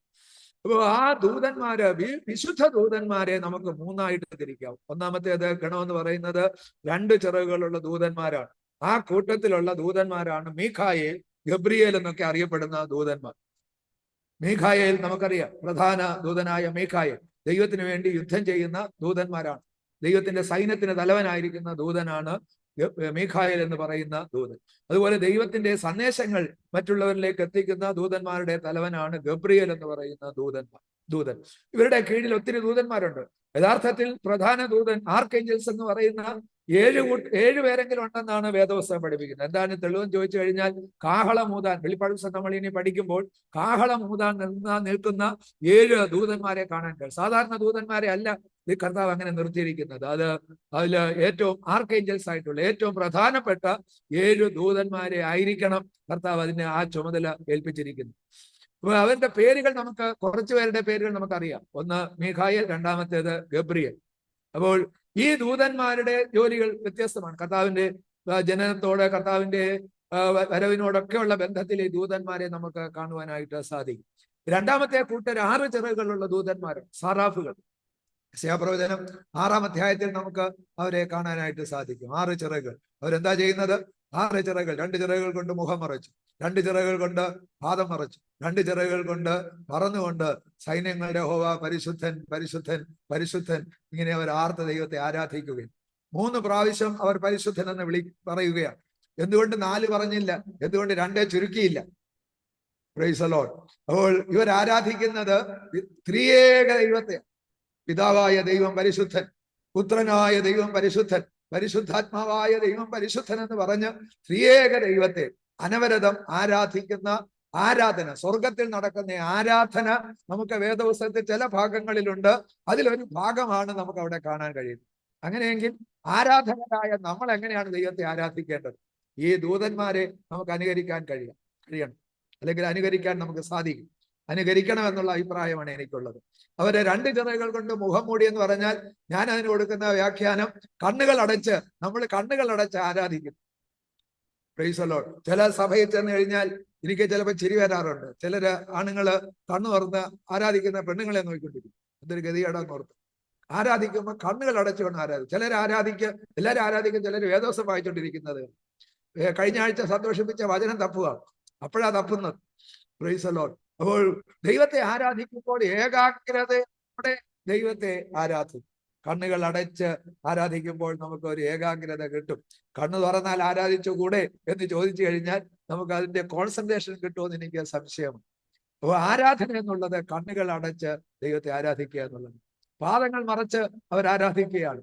പാദങ്ങൾ മറച്ച് ആരാധിക്കുക എന്ന് പറഞ്ഞു കഴിഞ്ഞാൽ ആരാധനയുടെ ശരിയായ ശാരീരിക അവസ്ഥ എന്ന് പറയുന്നത് മുട്ടുകുത്തി ആരാധിക്കുന്നത്. പക്ഷെ നമുക്ക് പലപ്പോഴും നമ്മുടെ ശരീരത്തിന്റെ ക്ലേശം നിമിത്തമായി മുട്ടുമടക്കി ആരാധിക്കാൻ പറ്റത്തില്ല. എനിക്കൊട്ടും പറ്റത്തില്ല. എന്റെ ഇടത്തെ കാലില് മുട്ടില് 2 പ്രാവശ്യം ഓപ്പറേഷൻ നടന്നു. അപ്പോൾ ശാരീരികമായ ക്ലേശമുള്ളവർക്ക് ആരാധിക്കാൻ പറ്റത്തില്ല. എങ്കിലും ഞാൻ പറയാം, പ്രാർത്ഥിക്കുന്നതും ആരാധിക്കുന്നതും, മുട്ടന്മേൽ നിന്ന് ആരാധിക്കുന്നതും പ്രാർത്ഥിക്കുന്നതുമാണ് ഏറ്റവും നല്ലത്. നിന്നുകൊണ്ട് പ്രാർത്ഥിക്കാം, ഇരുന്നുകൊണ്ട് പ്രാർത്ഥിക്കാം, കിടന്നുകൊണ്ട് പ്രാർത്ഥിക്കാം, നടന്നുകൊണ്ട് പ്രാർത്ഥിക്കാം. ഇതിനെല്ലാം വേദോസ്തത്തിൽ നമുക്ക് അതിന്റെ ഉദാഹരണങ്ങൾ കാണാനായിട്ട് കഴിയുമെങ്കിലും ആരാധിക്കുന്നത് കഴിയുന്നിടത്തോളം മുട്ടുമേൽ നിന്ന് ആരാധിക്കുന്നത് വലിയ അനുഗ്രഹമായിരിക്കും. അവർ 2 ചിറകുകൾ കൊണ്ട് പറന്നാണ് അവർ ആരാധിക്കുന്നത്. അത് എന്താണ് സൂചിപ്പിക്കുന്നത് ചോദിച്ചു കഴിഞ്ഞാൽ, 2 കൈകളും അടിച്ച് ദൈവത്തെ ചിറകുകൾ പറക്കുന്നത് പോലെ 2 ചിറകുകളും അടിച്ച് ദൈവത്തെ ആരാധിക്കുന്നതാണ് യഥാർത്ഥത്തിൽ ആരാധന.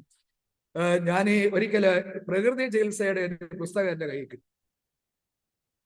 ഞാനൊരു വിദേശ രാജ്യത്ത് വിസിറ്റിന് പോയപ്പോൾ ഞാൻ താമസിച്ചിരുന്ന വീട്ടില് പോർട്ടിക്കേ വന്നിരുന്നപ്പോൾ അവരുടെ തീപ്പോയി കിടന്ന ഒത്തിരി പുസ്തകങ്ങളുടെ കൂട്ടത്തിൽ ഈ ഒരു പുസ്തകം കണ്ടു. എനിക്ക് വളരെ രസം, ഞാൻ എടുത്ത് വായിച്ചു. ഒരു അച്ഛൻ എഴുതിയ പുസ്തകം. എന്നാലും അതിനകത്ത് കാര്യമാണ്. ഓരോരോ രോഗങ്ങൾക്ക് പ്രകൃതി ചികിത്സ എങ്ങനെ ചെയ്യണം. അപ്പൊ അതിൽ അദ്ദേഹം ആദ്യം എഴുതിയിരിക്കുന്നത്, രാവിലെ എഴുന്നേറ്റാൽ ഉടനെ 1.5 ലിറ്റർ വെള്ളം കുടിക്കണമെന്ന്. വാട്ടർ തെറാപ്പി എന്നാണ് വിളിക്കുന്നത്. 1.5 ലിറ്റർ വെള്ളം ഇങ്ങനെ കുറേശ്ശെ വെള്ളം ഇങ്ങനെ കുടിക്കുക. എഴുന്നേറ്റാൽ ഉടനെ അതാ ചെയ്യേണ്ടത്. അപ്പൊ അത് വലിയ ഗുണമാണെന്ന്. എന്നിട്ട് ഓരോ രോഗങ്ങൾക്കും അദ്ദേഹം ഭക്ഷണത്തിന്റെ ക്രമങ്ങൾ എഴുതിയിട്ടുണ്ട്. അത് എനിക്ക് ഓർമ്മയില്ല, പക്ഷെ എപ്പോഴും ഓർക്കുന്ന ഒരു കാര്യമാണ്. എല്ലാ രോഗങ്ങളും അതിന്റെ ക്രമം എഴുതിയിട്ട് ഇദ്ദേഹം പറയുന്ന ഒരു കാര്യം, 2 കൈയും ശക്തിയായിട്ട് 5 മിനിറ്റ് കൂട്ടിയടിക്കണമെന്ന്. അപ്പൊ അദ്ദേഹം പറയുന്നത്, ഈ കൈയുടെ വെള്ളക്കകത്ത് ഞരമ്പിന്റെ ഒരു കോൺസെൻട്രേഷൻ, ഒരു ഏരിയ ഉണ്ട്. അപ്പൊ ഇത് കൈ അടിക്കുമ്പോഴത്തേക്ക് ആ ഭാഗം ഉത്തേജിപ്പിക്കപ്പെടുകയാണ്, ആക്ടിവേറ്റ് ആണ്. അപ്പൊ ഒരു പ്രത്യേക എനർജി ശരീരത്തിലേക്ക് സൗഖ്യം ഉണ്ടാകുമെന്നാണ് അദ്ദേഹം അവകാശപ്പെടുന്നത്. നമ്മൾ ബന്ധുക്കോസുകാർക്ക് എന്നാ ഇതറിയാം. നമ്മുടെ ആരോഗ്യത്തിന്റെ രഹസ്യവും അതാണ്. Price the Lord. കരങ്ങളെ അടിച്ച്, ശക്തമായി കരങ്ങളെ അടിച്ച് ആത്മാവിൽ ദൈവത്തെ ആരാധിക്കുമ്പോൾ ഷുഗർ കുറയും, നമ്മുടെ ഏതെങ്കിലുമൊക്കെ കൊളസ്ട്രോൾ കുറയും, എവിടെങ്കിലുമൊക്കെ കൊളുത്തും പിടുത്തം ഒക്കെ ഉണ്ടെങ്കിൽ അതെല്ലാം മാറും, വാദം മാറും. Price the Lord. ആരാധനയുടെ ആഴങ്ങൾ, ദൈവത്തെ ശരിക്കും ആരാധിച്ചു കഴിയുമ്പോഴത്തേക്ക് ശരീരത്തിന്റെ മേൽ ദൈവിക വിടുതലുകൾ വ്യാപരിപ്പാൻ തക്കൊണ്ട് ഇടയായിത്തീരും. അത് അങ്ങനെ തന്നെ ശരിയാണ്. എനിക്ക് ഒത്തിരി അതിന്റെ ഉദാഹരണങ്ങൾ പറയുവാനായിട്ട് സാധിക്കും. ആ കൈകളെ അടിച്ച് ശക്തമായി ദൈവത്തെ ഏകാഗ്രതയോടെ ആരാധിക്കുന്ന ഒരു ദൈവ പൈതലുണ്ടെങ്കിൽ, എനിക്ക് അറിയാം, രോഗത്തോടെയാണ് വന്നതെങ്കിൽ രോഗസൗഖ്യത്തോടെ മടങ്ങുവാൻ ഇടയായിത്തീരും. നമ്മുടെ ഓരോ ആരാധനയിലും ദൈവിക വിടുതലുകൾ വ്യാപരിക്കുന്നതിനാണ് ഞാൻ ദൈവത്തെ സ്തുതിക്കുന്നു. എനിക്ക് വളരെ ഇഷ്ടമുള്ള ഒരു സഭയാണ്. ഞാൻ ഇഷ്ടപ്പെടുന്നതിന്റെ ഒരു കാരണം, ഉപവാസമുള്ളൊരു സഭയാണ്. രണ്ടാമത്, ദൈവത്തെ ആരാധിക്കുന്ന സഭയാണ്. അന്യഭാഷയിൽ ദൈവത്തെ ആരാധിക്കാൻ നമ്മൾ പ്രാധാന്യം കൊടുക്കുന്നു, വചനത്തിന് പ്രാധാന്യം കൊടുക്കുന്നു. ആ സഭകൾ അനുഗ്രഹിക്കപ്പെടാതെ പോവുകയില്ല. അതുകൊണ്ട് ഇന്ന് രാത്രി ദൈവസ്ഥലിരിക്കുമ്പോൾ ദൈവത്തെ ആരാധിക്കുവാൻ തക്ക ദൈവത്തിന്റെ കൃപ നമ്മുടെ മേൽ പകരുവാൻ ഈ രാത്രി ദൈവകരങ്ങളിൽ നമുക്ക് സമർപ്പിക്കാം. Price the Lord. ഞാൻ പറഞ്ഞു വന്ന ഭാഗത്തേക്ക് ഞാൻ വരട്ടെ. ഈ ദൂതന്മാര് അതിൽ ഏറ്റവും ഹയർ റാങ്കുള്ള ദൂതന്മാരാണ് കെരൂബുകൾ എന്നറിയപ്പെടുന്ന ദൂതൻ. ഇവിടെ പറഞ്ഞ് നമുക്ക് ഇന്ന് നമ്മുടെ പ്രസംഗം ക്ലാസ് അവസാനിപ്പിക്കും. വെളിപ്പാട് പുസ്തകത്തിലേക്ക് നമുക്ക് ഇനി അടുത്ത ആഴ്ച അതിന്റെ അടുത്ത വാക്യത്തിലേക്ക് പ്രവേശിക്കും. ഏറ്റവും ഹയർ റാങ്കിലുള്ള ദൂതന്മാരാണ് കെരൂബുകൾ എന്നറിയപ്പെടുന്ന ദൂതസഞ്ചയം. അതും കെരൂബുകൾ ഒന്നല്ല, ആയിരക്കണക്കിനുണ്ട്. ഈ കെരൂബുകളെ നമുക്ക് ഉൽപ്പത്തി പുസ്തകം മുതൽ നമുക്ക് കാണാനായിട്ട് സാധിക്കും. യെഹെസ്കേൽ പ്രവചനത്തിലേക്ക് 1-ാം അധ്യായത്തിലേക്ക് വരുമ്പോൾ ഈ കെരൂബുകളെ നമുക്ക് കുറച്ചുകൂടെ ഡീറ്റെയിൽ ആയിട്ട് പഠിക്കാനായിട്ട് കഴിയും. വെളിപ്പാട് പുസ്തകത്തിലേക്ക് വരുമ്പോൾ ഈ കെരൂബുകളെ നമുക്ക് കാണുവാനായിട്ട് സാധിക്കും. കെരൂബുകൾ എന്ന് പറയുന്ന ദൂതസഞ്ചയം ഏറ്റവും ദൂതന്മാരിൽ ഏറ്റവും ഉയർന്ന തട്ടിൽ നിൽക്കുന്ന ദൂതന്മാരാണ്. ഈ ദൂതന്മാരെ നമ്മൾ ശ്രദ്ധിച്ചു നോക്കിയാൽ കാണാം, അവർക്ക് 4 മുഖങ്ങളുണ്ട്. 4 മുഖങ്ങൾ നമുക്ക് ചിന്തിക്കാൻ കഴിയാത്ത, നമുക്ക് ഇമാജിൻ ചെയ്യാൻ കഴിയത്തില്ല, നമുക്കത് സങ്കല്പിക്കാൻ പോലും കഴിയത്തില്ല. ഈ 4 മുഖങ്ങൾ അത് ആ 4 മുഖങ്ങളുള്ള ദൂതന്മാരെ ആയിട്ടാണ് നമുക്ക് യെഹെസ്കേൽ പ്രവചനത്തിൽ കാണുവാനായിട്ട് സാധിക്കും. അതൊരു പക്ഷേ നമുക്ക് സിംബോളിക് ആയിട്ട് ചിന്തിക്കാം. ആ ദൂതന്മാരെ നമ്മൾ ഈ കെരൂബുകളുടെ 4 മുഖങ്ങൾ നമ്മൾ പഠിച്ചാൽ, 4 മുഖങ്ങൾ എന്ന് പറയുന്നത്, ഒന്നാമത്തെ മുഖം സിംഹമുഖം, രണ്ടാമത്തെ മുഖം കാളമുഖം, മൂന്നാമത്തെ മുഖം മനുഷ്യമുഖം, നാലാമത്തെ മുഖം കഴുകുമുഖം. എന്താ അങ്ങനെ അർത്ഥം? ഈ ഇങ്ങനെയുള്ള 4 മുഖങ്ങളുള്ള ഒരു ജീവിയെ നമുക്ക് ചിന്തിക്കാൻ കഴിയത്തില്ല. അതൊരു സിംബോളിക് ആയിട്ട് നിൽക്കുന്നത്. അതെന്തിനെയാണ് കാണിക്കുന്നതെന്ന് ചോദിച്ചു കഴിഞ്ഞാൽ, കെരൂബുകൾ 1-ാം അധ്യായം യെഹെസ്കേൽ പ്രവചനം ധാരാളം നല്ല ആലോചനകളുള്ള ഒരു അധ്യായമാണ്. നമുക്ക് ശരിക്കും പഠിക്കാൻ കഴിയും. അതൊരു ആത്മ ജീവിയായിട്ട് തന്നെ നിൽക്കുമ്പോൾ, ആത്മ രൂപത്തിലുള്ള ഒരു ജീവിയായിട്ട് നിൽക്കുമ്പോൾ തന്നെ അത് കെരൂബുകളെ നമ്മളോട് ഉപമിച്ച് നമുക്ക് പഠിക്കാനായിട്ട് സാധിക്കും. എന്താ അങ്ങനെ പറയാൻ കാരണം ചോദിച്ചു കഴിഞ്ഞാൽ, കെരൂബുകൾ യെഹെസ്കേൽ 1-ാം അധ്യായം മുഴുവൻ, അതാ 1-ാം അധ്യായം മുഴുവനും അങ്ങനെ തന്നെയാണ് നിൽക്കുന്നത്. അതിന്റെ കാലുകൾ കുളമ്പ് പിരിഞ്ഞിരിക്കുകയാണ്, പിരിഞ്ഞ കുളമ്പുകൾ പോലെ, കാളക്കിടാവിന്റെ കുളമ്പ് പോലെ എന്നൊക്കെ കാണാൻ കഴിയും. ഇതിനൊക്കെ ഒത്തിരി ആത്മീയ അർത്ഥങ്ങളുണ്ട്. അതെല്ലാം ഓരോന്നും ആത്മീയ അർത്ഥങ്ങളാണ്. നമുക്ക് അതങ്ങനെ തന്നെ ഒരു ദിവസം പഠിക്കാം, ആ അധ്യായത്തിലോട്ട് പിന്നീട് കയറാം. അപ്പൊ ഈ കെരൂബുകളുടെ 4 മുഖങ്ങളാണ്. ഒന്ന് സിംഹമുഖം, രണ്ടാമത്തേത് കാളമുഖം, മൂന്നാമത്തേത് മനുഷ്യമുഖം, നാലാമത്തേത് കഴുകുമുഖം. ഈ 4 മുഖങ്ങൾ എന്തിനെയാണ് കാണിക്കുന്നതെന്ന് ചോദിച്ചു കഴിഞ്ഞാൽ, ഒന്ന്, അത് 4 സുവിശേഷങ്ങളെയാണ്. 4 സുവിശേഷം. അപ്പോൾ ആ 4 സുവിശേഷങ്ങൾ, മത്തായിയുടെ സുവിശേഷം സിംഹമുഖത്തെയാണ് കാണിക്കുന്നത്. നമുക്കറിയാം സിംഹമുഖം എന്ന് പറഞ്ഞാൽ, പൊതുവെ ഞാൻ പറയാറുള്ള ഒരു കാര്യമാണ്, 6-ാമത്തെ ദിവസമാണ് ദൈവം മനുഷ്യരെയും മൃഗങ്ങളെയും സൃഷ്ടിച്ചത്.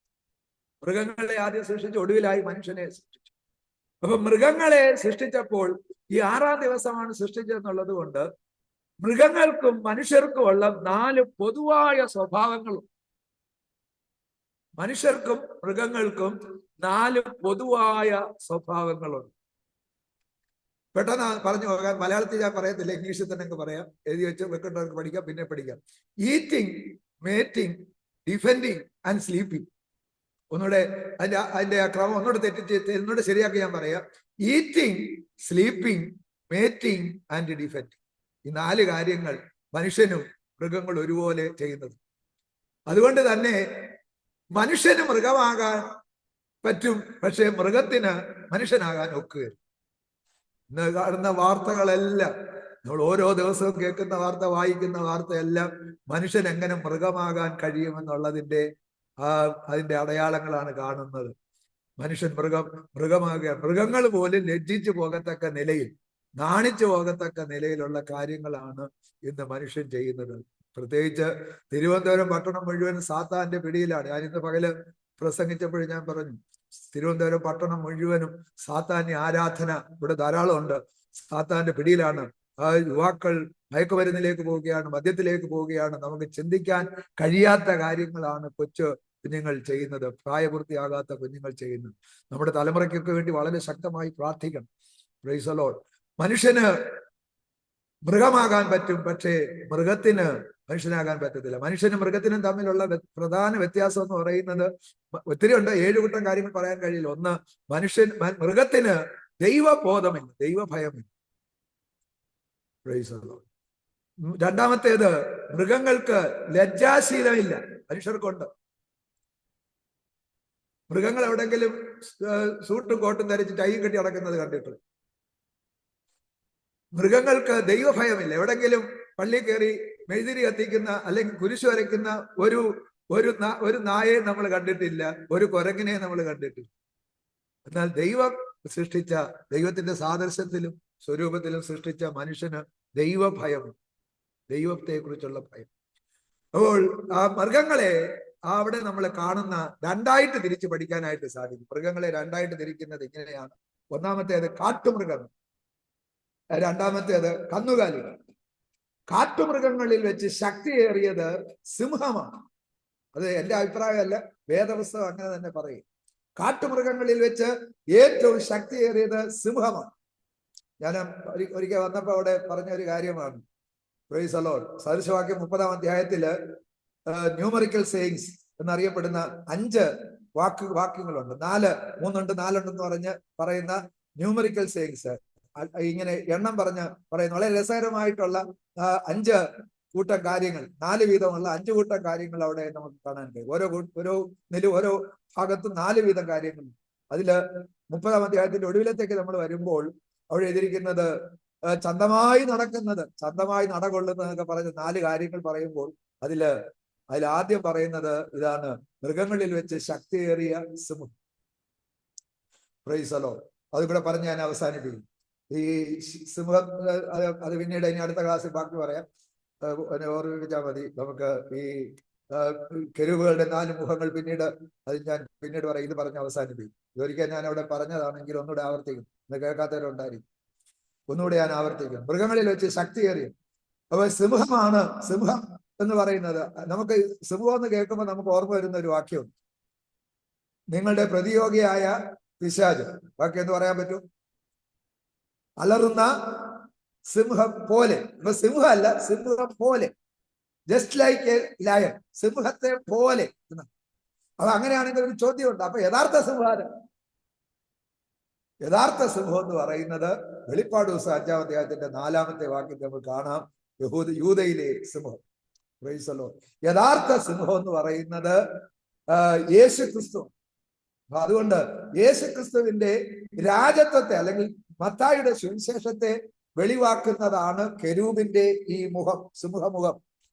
അപ്പൊ യഥാർത്ഥ സിംഹം യേശുക്രിസ്തു ആണെന്നുണ്ടെങ്കിൽ അവനെ കൈക്കൊണ്ടവന്റെ നാമത്തിൽ വിശ്വസിക്കുന്ന ഏവർക്കും ദൈവമക്കളായി തീരുവാൻ അവൻ അധികാരം കൊടുത്തു എന്നുള്ള വാക്യത്തിന്റെ അടിസ്ഥാനത്തിൽ ദൈവമക്കളായ നമ്മളെല്ലാം അങ്ങനെയാണെങ്കിൽ സിംഹക്കുട്ടികൾ. യഥാർത്ഥ സിംഹത്തിന്റെ എല്ലാ പ്രത്യേകതകളും സിംഹക്കുട്ടികൾക്കും ഉണ്ട്. സിംഹത്തിന് 5 പ്രത്യേകതകളുണ്ട്. സിംഹത്തിന്റെ ജീവിതം പഠിച്ചു കഴിഞ്ഞാൽ അതിന് 5 പ്രത്യേകതകളുണ്ട്. അതിപ്പോ പറഞ്ഞു പോകാൻ നേരെയില്ല. Price the Lord. ആ സിംഹത്തിന്റെ പ്രത്യേകതകളുണ്ട്. ഇന്ന് രാത്രി ഞാൻ പറയട്ടെ, എന്നെ കേൾക്കുന്ന എല്ലാവരോടുമായിട്ടുള്ള ദൂതായിട്ട് ഞാൻ പറയാം, നമ്മൾ ആരാണ്? നമ്മൾ സിംഹക്കുട്ടികളാണ്. ഇരിക്കുന്ന ഇരിപ്പ് കണ്ട പൂച്ചക്കുട്ടി പോലെ ഇരിക്കുന്നു. പൂച്ചക്കുട്ടിയല്ല, പകരം സിംഹക്കുട്ടിയായിട്ട് നമ്മളെ കണ്ട ദൈവകൃപയോർത്തൊരു നിമിഷം ദൈവത്തെ സ്തുതിച്ചാട്ടെ. സിംഹത്തെ കണ്ടാൽ മറ്റ് കാട്ടുമൃഗങ്ങൾ ഭയപ്പെടും. അതിന്റെ ശബ്ദം വളരെ ഉഗ്രമാണ്. 10 മൈൽ ദൂരം അതിന്റെ ശബ്ദം കേൾക്കുമെന്നാണ് പറയുന്നത്. 10 മൈൽ ദൂരം, 10 മൈൽ ദൂരം വരെ അതിന്റെ ശബ്ദം കേൾക്കാം. വളരെ ശക്തിയുള്ളതാണ്. ഞാൻ വായിച്ചിട്ടുണ്ട്, ഒരു കാളയെ കടിച്ചു വന്ന് തോളിലിട്ട് 12 അടി ഉയരമുള്ള വേലി ചാടിപ്പോയി. അപ്പൊ അത്ര ശക്തിയാണ് സിംഹത്തിന്. എല്ലാ സിംഹത്തിനും അങ്ങനെ ചെയ്യാൻ കഴിയുമെന്ന് എനിക്ക് അറിഞ്ഞൂടെ. ഞാൻ വായിച്ചിട്ടുള്ളത് അങ്ങനെയാണ്. അങ്ങനെ പോകുന്ന സിംഹങ്ങളുണ്ട്. സിംഹം വളരെ ശക്തിയുള്ളതാണ്. അതിന്റെ ശബ്ദം മറ്റുള്ളതിനെ നടുക്കുന്നതാണ്. അങ്ങനെയാണെങ്കിൽ സിംഹക്കുട്ടിയുടെ ശബ്ദം എന്ന് പറയുന്നത് പൂച്ചയുടെ ശബ്ദമായിട്ടല്ല വരേണ്ടത്, സിംഹത്തിന്റെ ശബ്ദമായിട്ട് വന്നു കഴിഞ്ഞാൽ ഞാൻ പറയുന്നു സാത്താന്യ ലോകം നടുങ്ങുവാനിടയായിത്തീരും. എത്ര പേർക്ക് ദൈവത്തെ സ്തുതിക്കാൻ കഴിയുന്നുണ്ട്? നമ്മുടെ ഒരു ഹല്ലേലൂയ, ഒരു സ്തോത്രം കേട്ട് കഴിയുമ്പോൾ പാതാള ലോകം ഞെട്ടിവിറയ്ക്കുകയാണ്. ഇന്ന് രാത്രി എന്നെ ശ്രദ്ധിക്കുന്ന ദൈവ പൈതലേ, നിന്റെ സ്തോത്രത്തിന്റെ മുമ്പിൽ, ആരാധനയുടെ മുമ്പിൽ, അന്യഭാഷയുടെ മുമ്പിൽ ഒരു അന്യായ ശക്തിക്ക് നിൽക്കാൻ കഴിയത്തില്ല. ഒരു മന്ത്രവാദിക്ക് നിൽക്കാൻ കഴിയത്തില്ല. ഒരു ആഭിചാരത്തിന് നിൽക്കാൻ കഴിയത്തില്ല. ഒരു പൈശാചിക ശക്തിക്ക് നിനക്കെതിരായി നിൽക്കാൻ കഴിയത്തില്ല. നിന്റെ വായിൽ നിന്ന് വരുന്ന ശബ്ദം അത് പൈശാചിക ശക്തികളെ നടുക്കുന്ന ശക്തിയാണ്, ഭയപ്പെടുത്തുന്ന ശക്തിയാണ്, അതിനെ ഓടിക്കുന്ന ശക്തിയാണ്. അങ്ങനെയെങ്കിൽ ഇന്ന് രാത്രി ദൈവകരങ്ങളിൽ ഒരു നിമിഷം നമുക്ക് സമർപ്പിക്കാം. Price the Lord. Hallelujah. Price the Lord. ഞാൻ പറഞ്ഞല്ലോ, കെരൂബുകൾ നമ്മളെയും കൂടെ കാണിക്കുന്നതാണ്. എന്താ കാരണം? ദൈവസിംഹാസനത്തെ അതിനെ വഹിക്കുന്ന ജീവികളാണ് കെരൂബുകൾ എന്ന് പറയുന്നത്. ദൈവസിംഹാസനത്തെ വഹിക്കുന്ന കെരൂബുകൾ. നമുക്ക് പ്രവചനം 1-ാം അധ്യായം വായിക്കുമ്പോൾ അത് കാണുവാനായിട്ട് കഴിയും. സമാഗമന കൂടാരത്തിലേക്ക് വന്നാൽ അത് കാണാൻ. കൃപാസനം എന്ന് പറയുന്നത് നമുക്കറിയാം. കൃപാസനം അടിപ്പ് പണിയായി തനി തങ്കം കൊണ്ടുണ്ടാക്കിയതായ ആ നിയമപ്പെട്ടകത്തിന്റെ അടപ്പ് എന്ന് വേണമെങ്കിൽ നമുക്ക് പറയാം. 2 കെരൂബുകൾ മുഖത്തോട് മുഖം നോക്കി ചിറകുകൾ തമ്മിൽ മുട്ടിച്ച് കീഴോട്ട് ആശ്ചര്യഭാവത്തോടെ നോക്കിയിരിക്കുന്ന 2 കെരൂബുകളെ തനി തങ്കം കൊണ്ട് അടിപ്പ് പണിയായിട്ട് ഉണ്ടാക്കിയിരിക്കുക. ആ കെരൂബുകളുടെ നടുവിൽ തേജോഗോളം പോലെ ദൈവത്തിന്റെ തേജസ് പ്രത്യക്ഷപ്പെട്ട് അതിന്റെ നടുവിൽ നിന്നാണ് ദൈവം മോശയോട് സംസാരിച്ചുകൊണ്ടിരുന്നത്. അങ്ങനെയെങ്കിൽ ദൈവസിംഹാസനവുമായി ഏറ്റവും അടുത്ത് ബന്ധപ്പെട്ട് നിൽക്കുന്ന ഒരു ജീവിയാണ് കെരൂബെങ്കിൽ നമ്മളെ സംബന്ധിച്ചിടത്തോളം നമുക്ക് പറയാം, നമ്മുടെ ഹൃദയത്തിനകത്ത് യേശു വസിക്കുകയാണ്. കർത്താവ് നമ്മളെ വഹിക്കുകയാണ്. ദൈവത്തോട് ഇതുപോലെ ഏറ്റവും അടുത്ത് നിൽക്കുന്ന ഒരു സൃഷ്ടിയുമില്ല. ഏറ്റവും അടുത്ത് ദൈവത്തിന്റെ സന്നിധിയിൽ വരാൻ നമ്മളെ കർത്താവ് തെരഞ്ഞെടുത്തത് കൊണ്ട് ഒരു നിമിഷം ദൈവകരങ്ങൾ ഏൽപ്പിച്ചു കൊടുക്കാം. നമുക്കറിയാം, കൃപാസനത്തിന്റെ അരികിലേക്ക് സാധാരണ ആർക്കും വരാൻ കഴിയത്തില്ല. ആണ്ടിലൊരിക്കൽ മഹാപുരോഹിതന് വരുവാൻ കഴിയുമായിരുന്നു. അതിനൊക്കെ ഒത്തിരി കാര്യങ്ങളുണ്ട്. എന്നാൽ ഇന്ന് രാത്രി യേശു ക്രിസ്തുവിന്റെ രക്തത്താൽ വീണ്ടെടുക്കപ്പെട്ട നമുക്ക് ഏത് സമയത്തും ദൈവത്തിന്റെ സന്നിധിയിൽ കൃപാസനത്തിന്റെ അരികിൽ വന്ന് നമ്മുടെ ആവശ്യങ്ങളെ പറയാൻ, ദൈവത്തെ ആരാധിക്കുവാൻ, ദൈവവുമായിട്ട് വ്യക്തിപരമായി ബന്ധപ്പെടാൻ, അവന്റെ മക്കളെന്ന് പറയാൻ ദൈവം നമുക്ക് തന്ന വലിയ ഭാഗ്യപദവി ഓർത്ത് ഒരു നിമിഷം ദൈവകരങ്ങളിൽ നമുക്ക് ഏൽപ്പിച്ചു കൊടുക്കാം. നമ്മുടെ സമയം ഇവിടെ അവസാനിപ്പിക്കുന്നുണ്ട്. ഞാൻ ഇന്ന് ഇവിടെ അവസാനിപ്പിക്കുന്നു. അടുത്ത ആഴ്ച ഈ ഭാഗം നമുക്ക് വീണ്ടും തുടരാം. കെരൂബുകളെ കുറിച്ച്, ദൂതന്മാരെ കുറിച്ച് അല്പം കൂടെ പഠിച്ചു പോകാം. ഒത്തിരി ആഴമായിട്ട് പഠിക്കാൻ നമുക്ക് സമയമില്ല. നമ്മുടെ കണ്ണുകളെ നമുക്ക് അടയ്ക്കാം, ദൈവകരങ്ങൾ ഏൽപ്പിക്കാം. എന്നെ ശ്രദ്ധിച്ച എല്ലാവർക്കും ഒരു പ്രാവശ്യം കൂടെ നന്ദി പറയുന്നു. പാസ്റ്റർ പ്രാർത്ഥിച്ച് ഇന്നത്തെ യോഗം അവസാനിപ്പിക്കുന്നു.